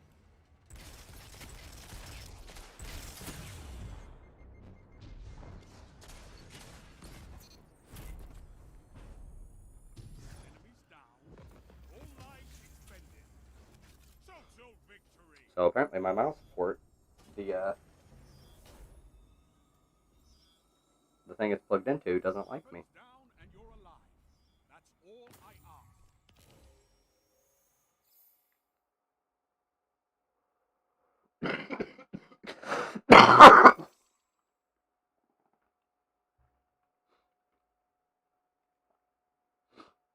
I ask.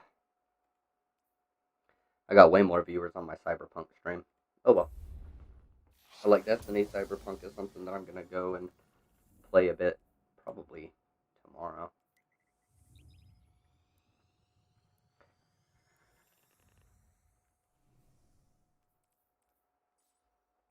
Anyways, I've been having one hell of a time. I think, what time is it? 9:44. I've been going for, if I did another 50, yeah. I don't know. Y'all want me to keep going? Y'all having a good time here watching?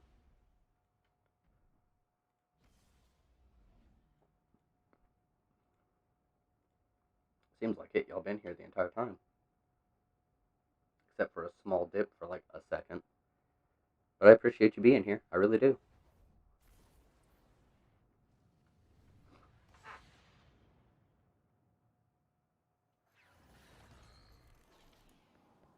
It's hot.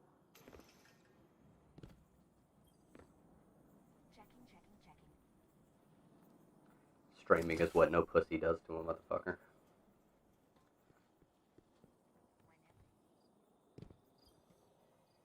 Hello, Guardian. Welcome.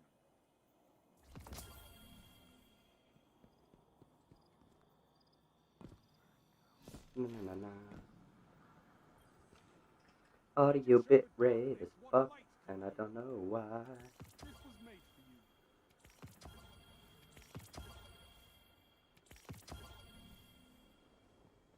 Crucible gets harsher every. Your mom gets harsher every day.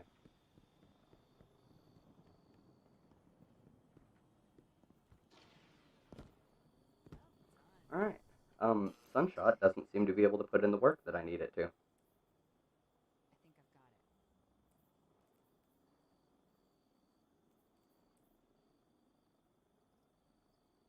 I need a solid 120. Now how would I get that? Gambit. Who wants to watch me grind Gambit forever? I hate to say it, I'm probably going to take another break after I go and talk to Drifter. It's just so freaking hot. I need to, like, figure out a way to cool off my house. It's like 87 degrees with probably 60% humidity in my bedroom, which is fucked. And I'm not happy with it. So, hopefully y'all understand, I'm going to be taking a bit of a break.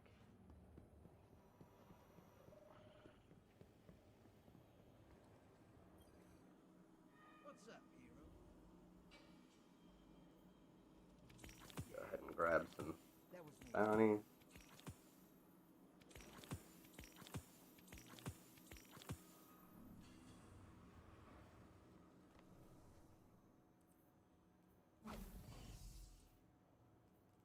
So for stasis, the thing that we want to be doing is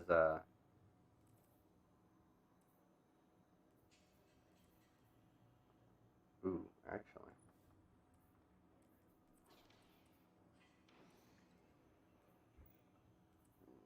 maybe stasis? No, I know what to do with the stasis thing. This is the way to be. Alright, so you run Top Tree Void. Your gloves have Impulse Recycler. Your helmet has Ashes to Assets. Right? You have High Energy Fire. You can actually replace that with that if it actually works. It does. Good. And then you've got Elemental Charge. So you become charged with light by picking up the void things. Radiant light, impulse. Oh, right, that's what that needs to be. Sorry. This needs to be elemental wealth. You really don't need high mobility. What you do need is Why does this have... Fuck resilience. This needs to be... Oh, and that actually gives me...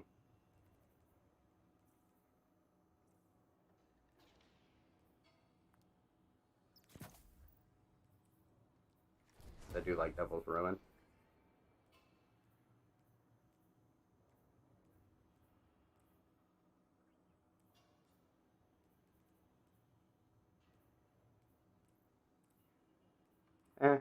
It doesn't really matter.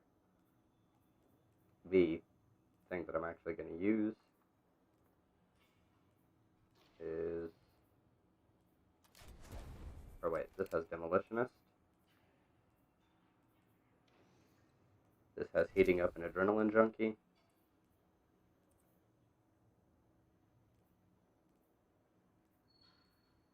And that's it. Okay. So this has Chain Reaction, so it'll go with my... Oh, I didn't. I did. I got Energy Accelerant, and it's in here.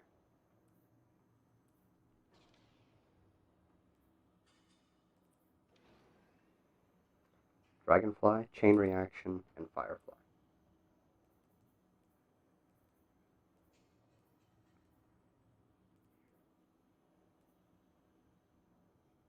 Oh, wait. Chain Reaction and Demolitionist.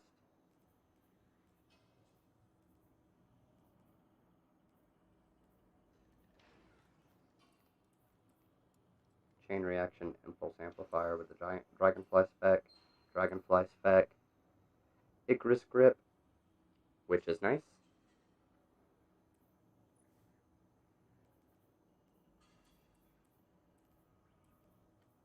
It's got high-ass velocity.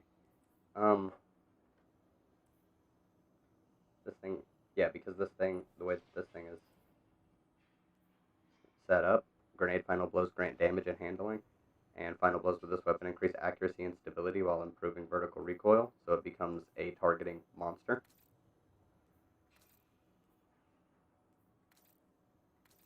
Technofusion gear is Technofusion is the default shader. Good to know.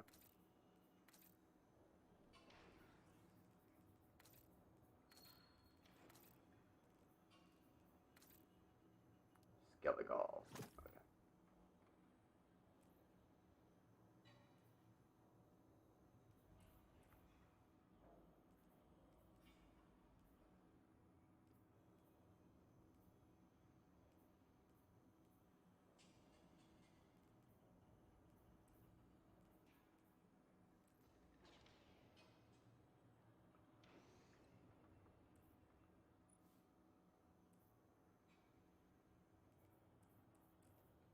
Ooh, and I think...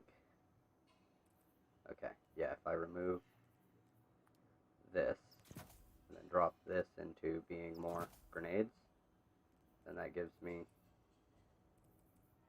No, it would have to be...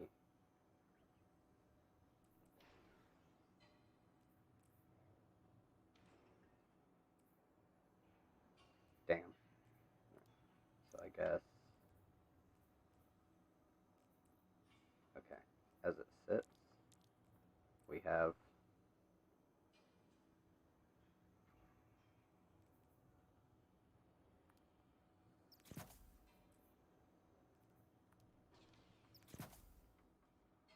I think this is going to be the best way to lay it out. Oh, I need the exotic. What is the exotic that I use? I guess it could be on this section of things.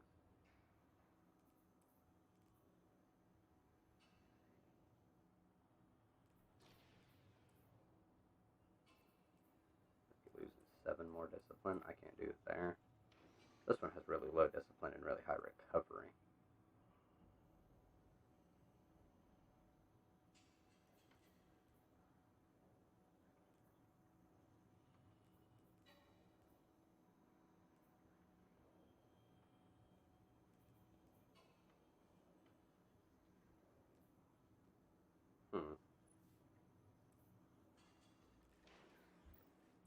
Current boot have?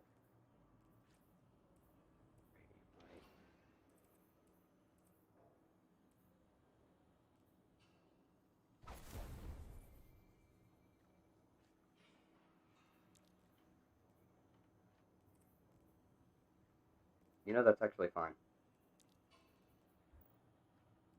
I'm willing to accept that layout.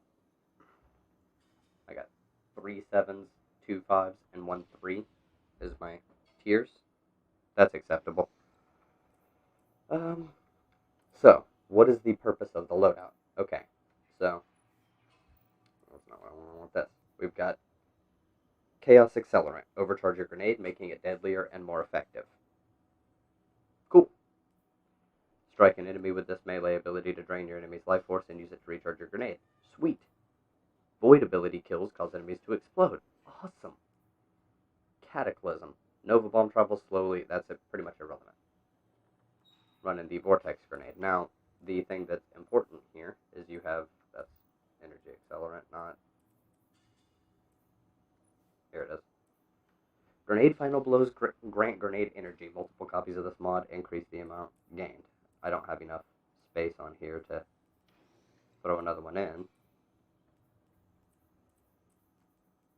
But I think what I actually am going to do,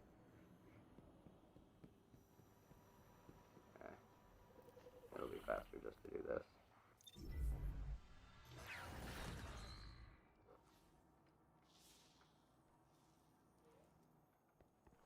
I'm going to look and see if I have a decently rolled Nezarec Sin in my vault.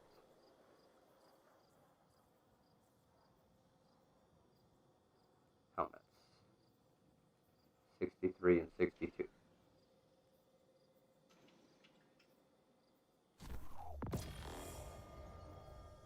Do I have a helmet worth? I do. Alright. Perfect.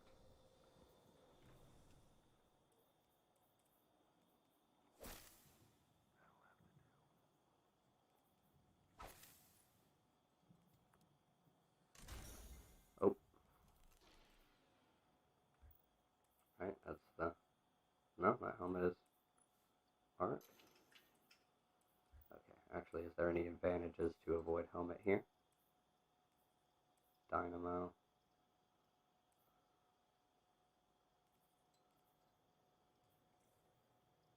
Not a whole lot. Energy converter. Okay. How many mods do I have? Okay. That should be enough, yeah. I do want it to be void.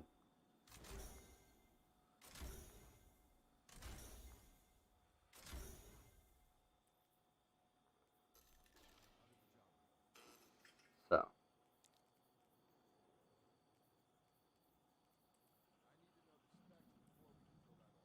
We put this on.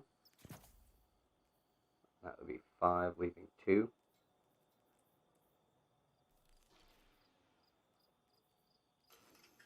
What did the other helmet have? High energy fire, ashes to asset, sidearm targeting. Okay.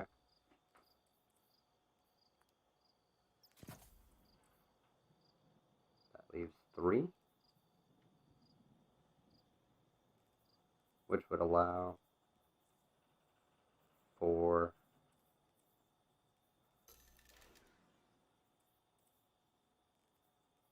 that puts my discipline at 72. That'd be 67, so it was 62 before.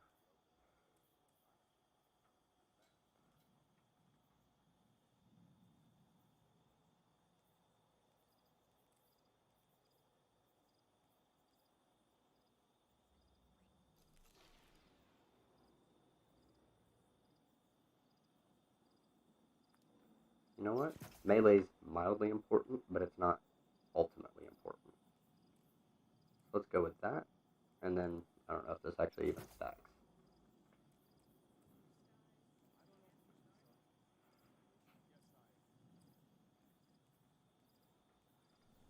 So I need a good void heavy.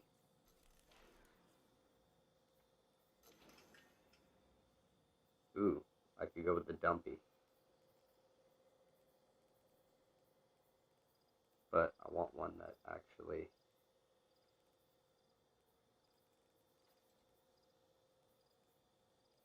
Demolitionist would be good.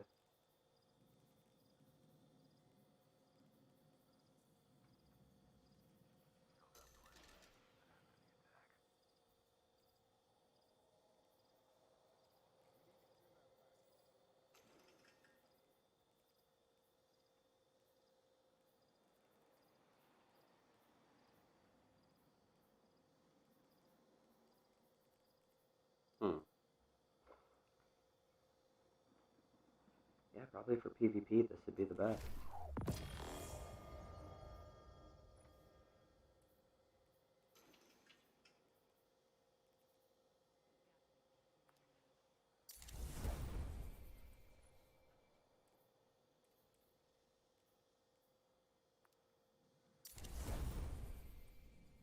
There we go. Beautiful.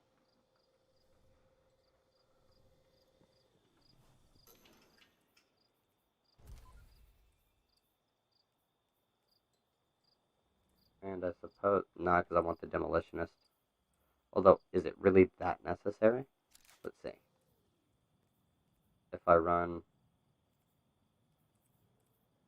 If I run that, I think I'll actually be good.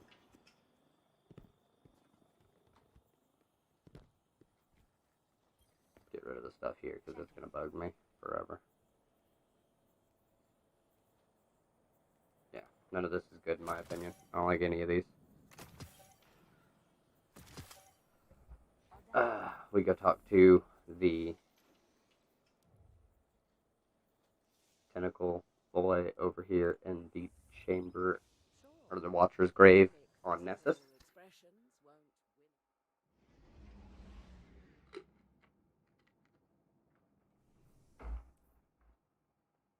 Alright. Overall purpose of the build. So we got the Impulse Recycler. Grenade Final Blows, Grant, blah blah blah. I suppose I could. Actually. This has Protective Light. This doesn't even have anything that works right now. So if I did...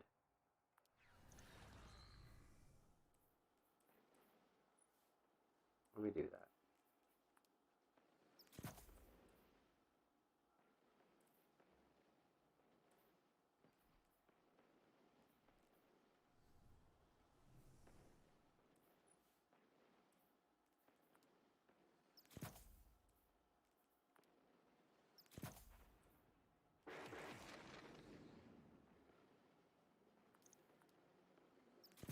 And that gives me an extra chance to get charged with light, because I've got the grenade launcher.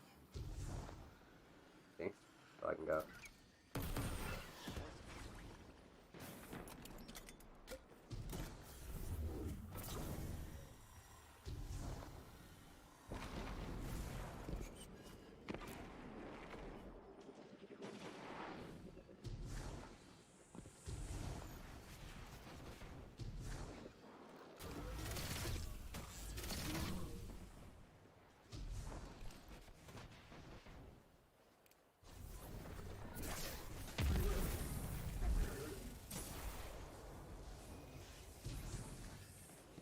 Holy crap. Okay.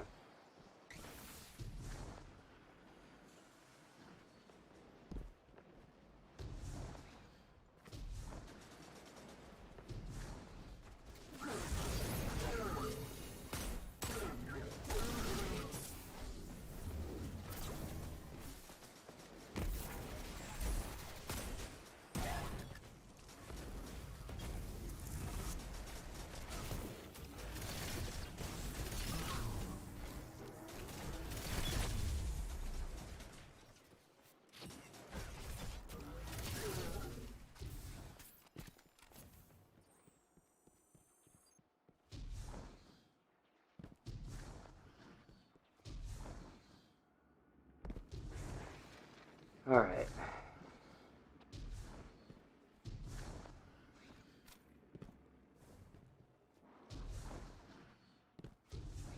Time to go find the tentacle face.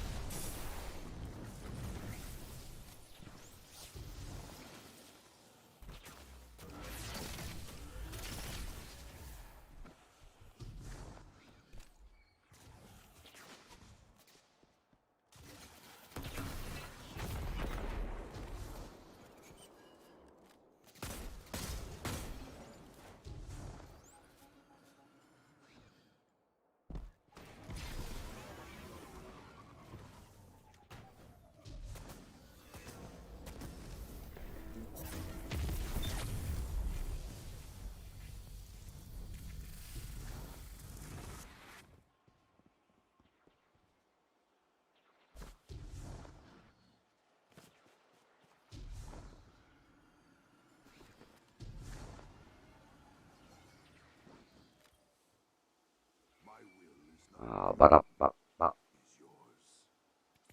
If the Nine wanted this, you would not have it. Dude.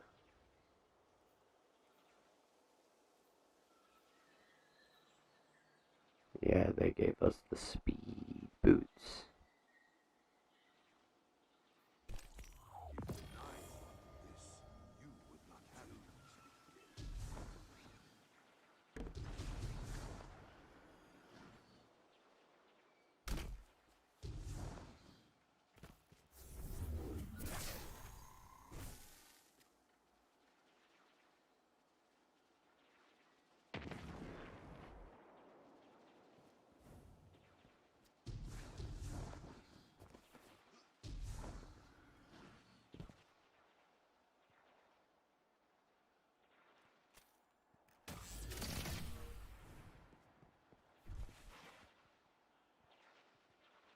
Tee hee hee.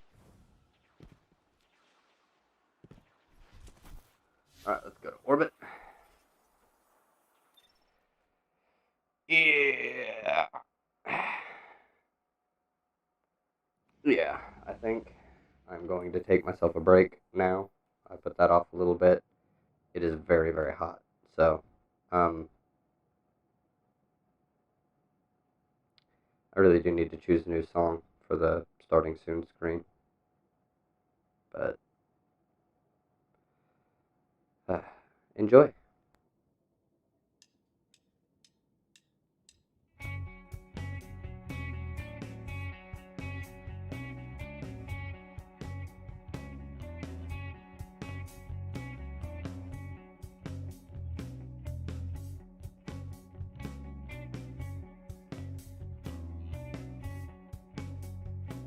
The kid's too smart to ever learn,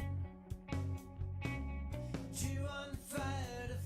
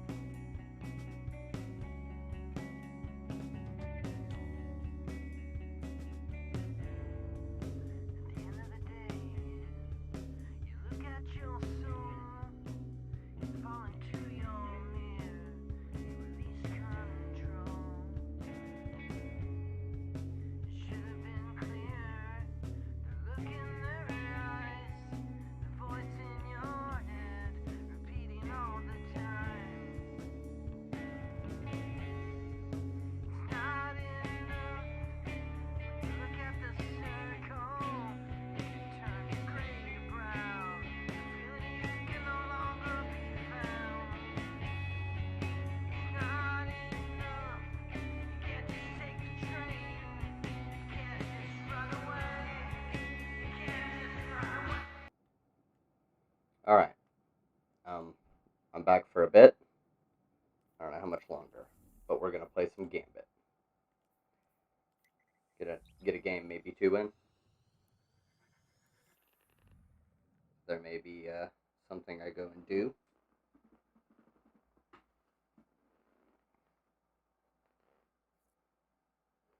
It kind of depends.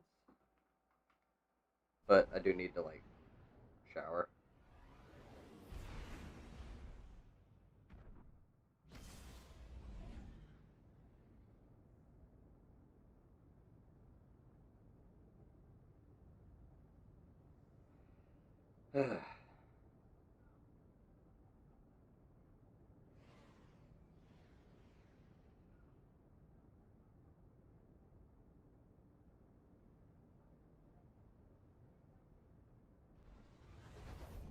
Cracks me up.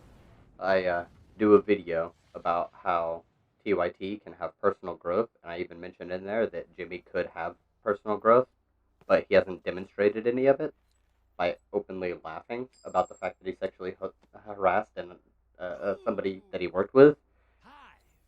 And somebody comments on my video, could Jimmy not have shown personal growth? You know the hive in this system are scared of you. I don't know what you did to them, but it worked. Do you know how I know you didn't watch the video that I made at all? Kill the hostile, grab the moats, drop them in the bank.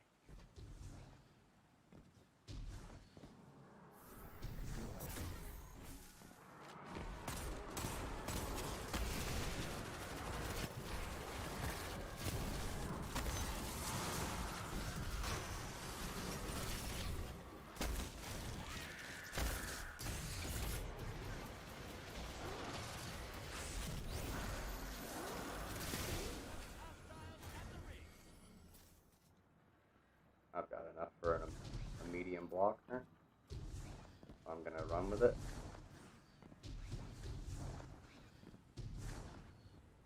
Let's go.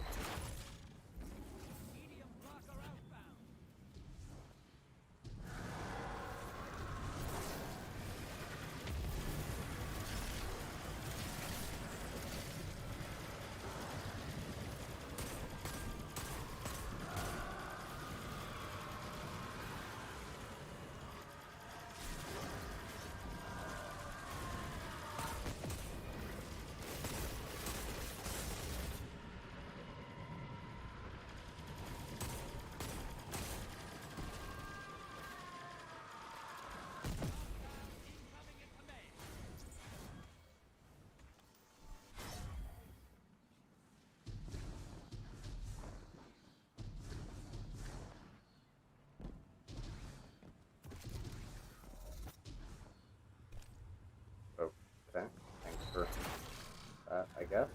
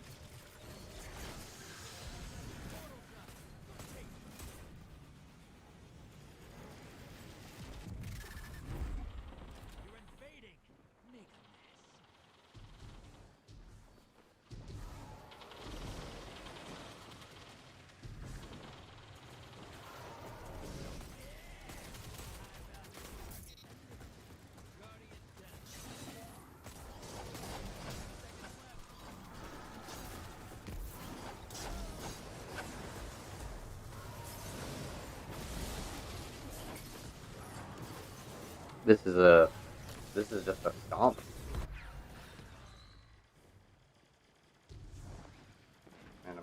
super by the time the thing pops up again.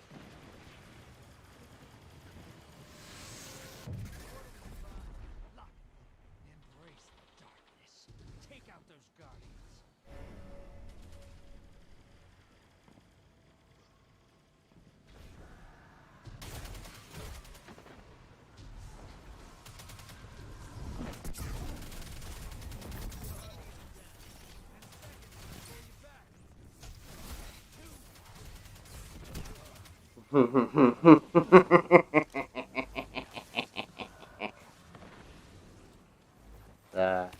This is great.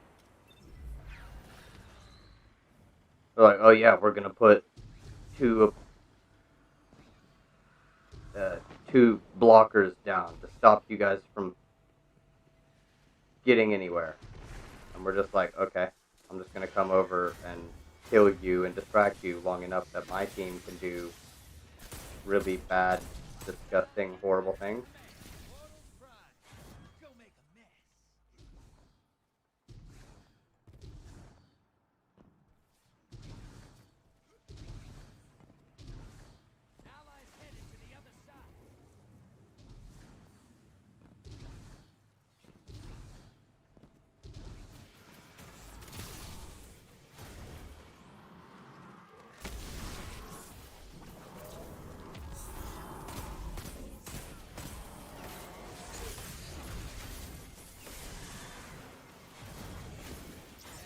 Got enough to pull a primeval. Thank those moats. Your allies down, but they took out 2 opponents. Now, medium blocker to the other side. Alright. Come on. We just need to put the 2 in. Come on, waiter.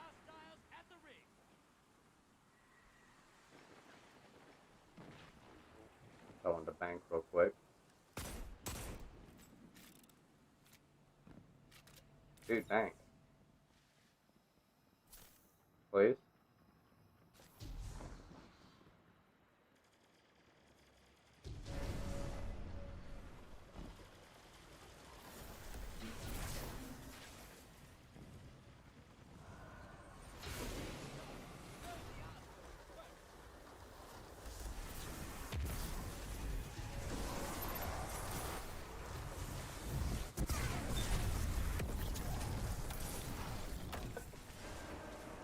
Being invaded.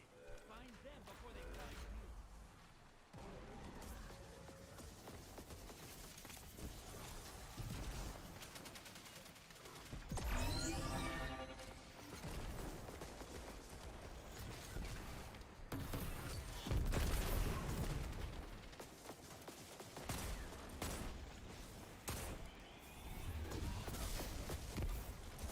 Enemy invader down. Free to hunt. Envoy's taking a dirt nap. Primeval.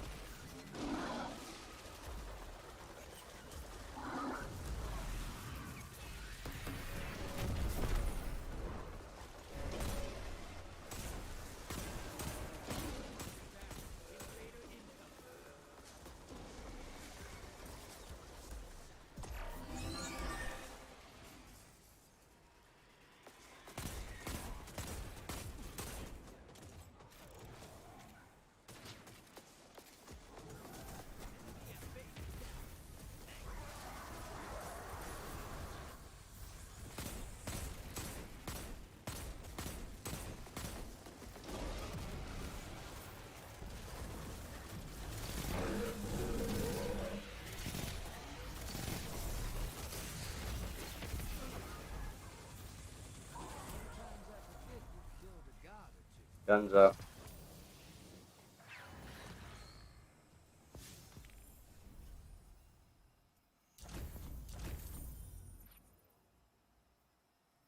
And if I can complete all of these, then hey. Want to see you go to war. There'd be no one left.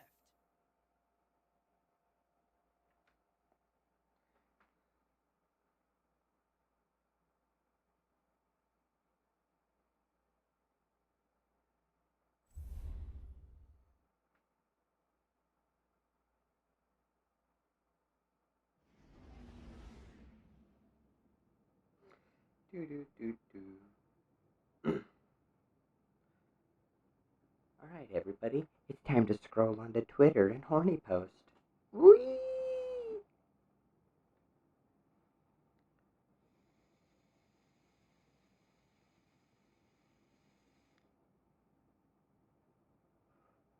Gonna get trans rights in chat, please.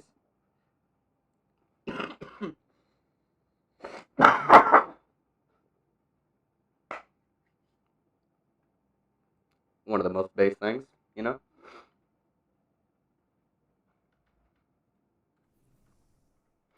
Oh, shit.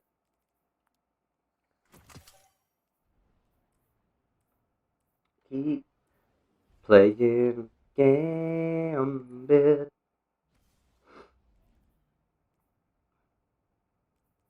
Takes 3 for the rocket launcher. And I don't have another thing on for that already, right?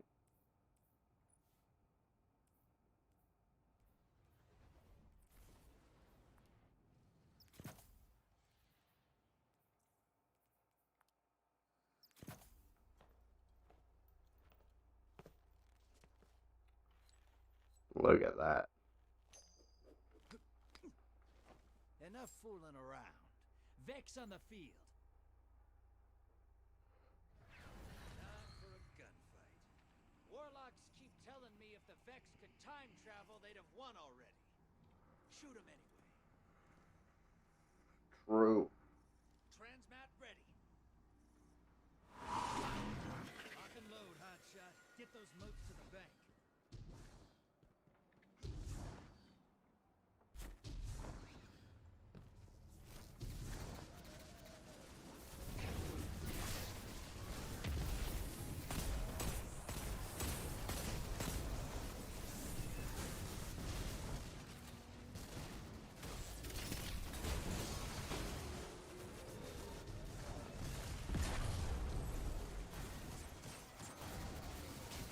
Smoke collector, sandwich pants, collecting all the moats like no one can.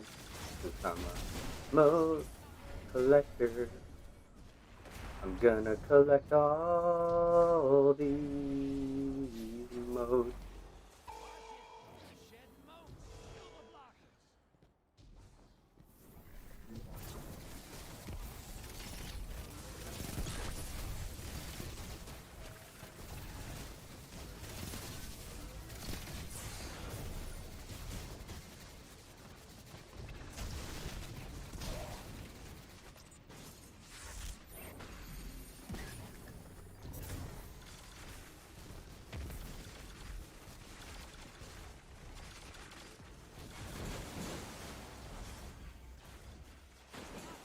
I saw one of the most interesting things earlier today. I need one moat.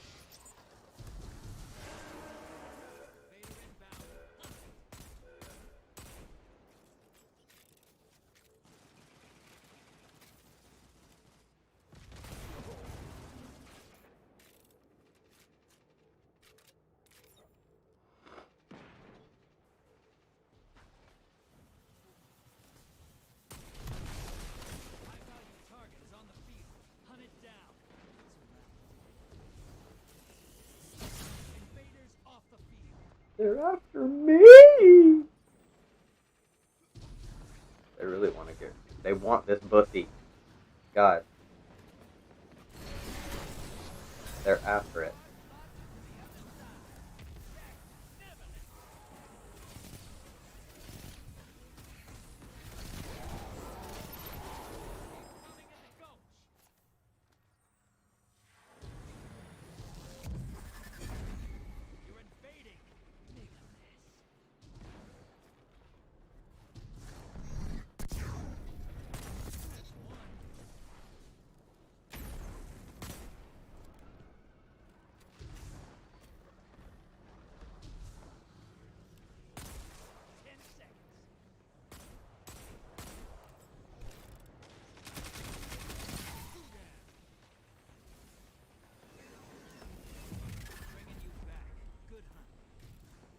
And that's how you do that.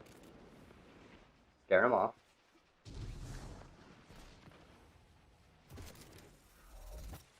Just grab all the void weapons you can. And you go. Okay, well, all the stuff's dying over here.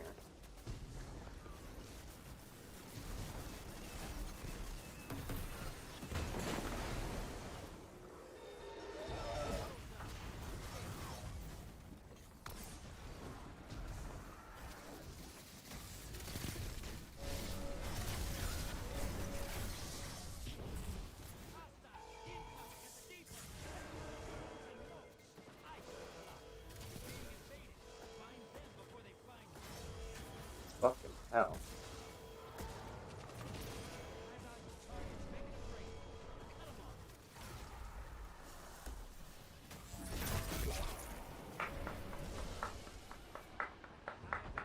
Good job. That was legitimately solid. Invaders off the field. I fear we're going to lose this one.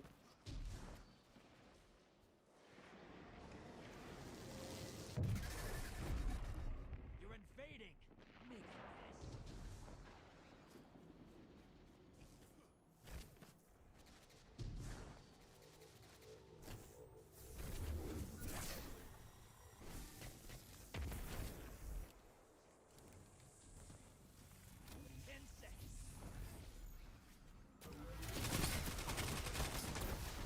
Melee, what the fuck? They were directly in my grill. I should have meleeed them. But it didn't want to do that.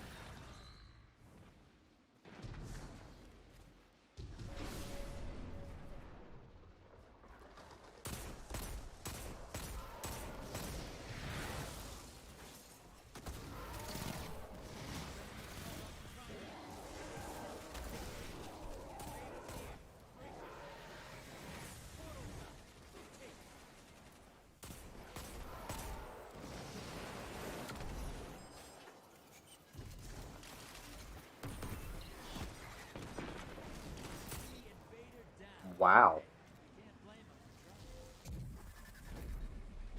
embrace the darkness. Take out those guardians.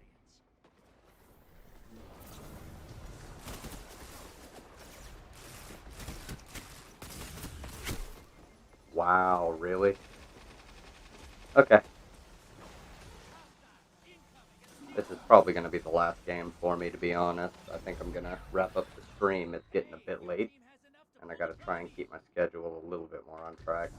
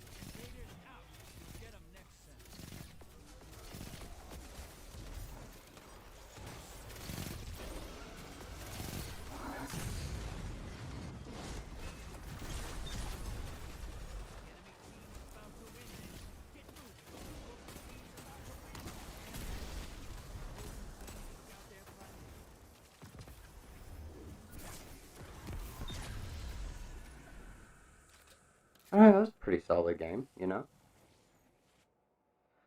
But holy shit.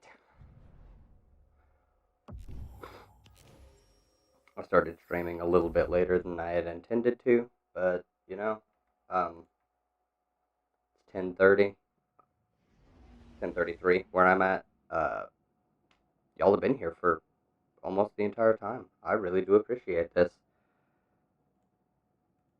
So, yeah, the playbacks, I mean, I started, playback happened pretty much almost immediately. I guess somebody refreshed the page, and then been here the whole time, and a concurrent viewer. I've had one of you the entire time, so I do appreciate it. I hope y'all have been having a good one. I hope you enjoyed the content that's been being put out. I'll try and wake up earlier and jump on and do some stuff tomorrow. Uh, Maybe I will. You know what? You know what? Here, I will make this promise to you. I'm going to start a stream at around noon. I'll go ahead and schedule it as soon as I finish here. I'm going to schedule a stream around noon. Actually, I can schedule it while I'm streaming, so y'all can see. Boom. Go live. Now it's going to pull up the current stream, but I'm going to schedule one. Create new. Schedule. Sunday. Let's put it at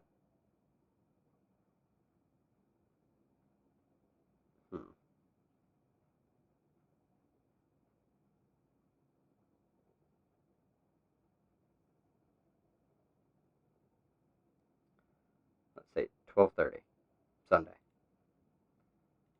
Boom, boom.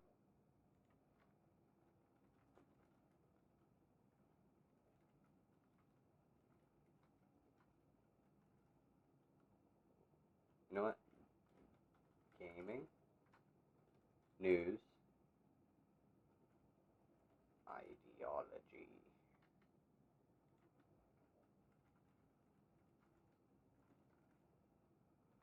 Boom.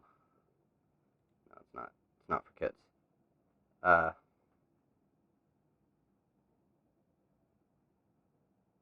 Entertainment.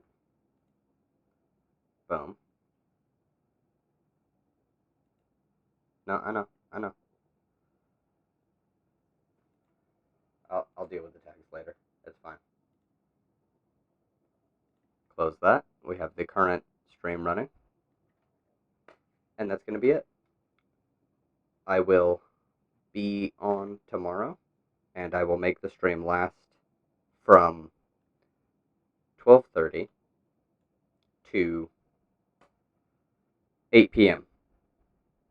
Another all-dayer. If I start a little earlier than that, cool. If not, whatever. I will also be multi-streaming it. I will be on Twitch. I will be on YouTube. Whichever platform you want to go to. The Twitch platform is twitch.tv/sandwhichpants. So all you have to do is go, mouse, where are you at? There you are. Boom.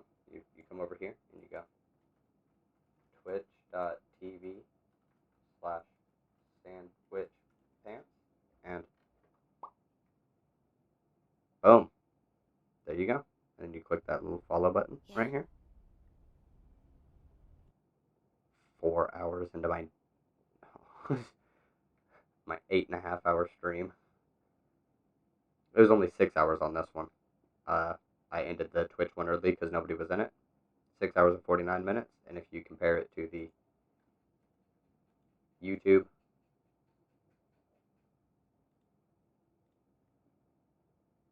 broadcast, it will be right here. 8 hours and 4 minutes. But yeah, take care, y'all. Enjoy. Have a good night. I'm gonna get ready for tomorrow, and we're gonna do a long stream session.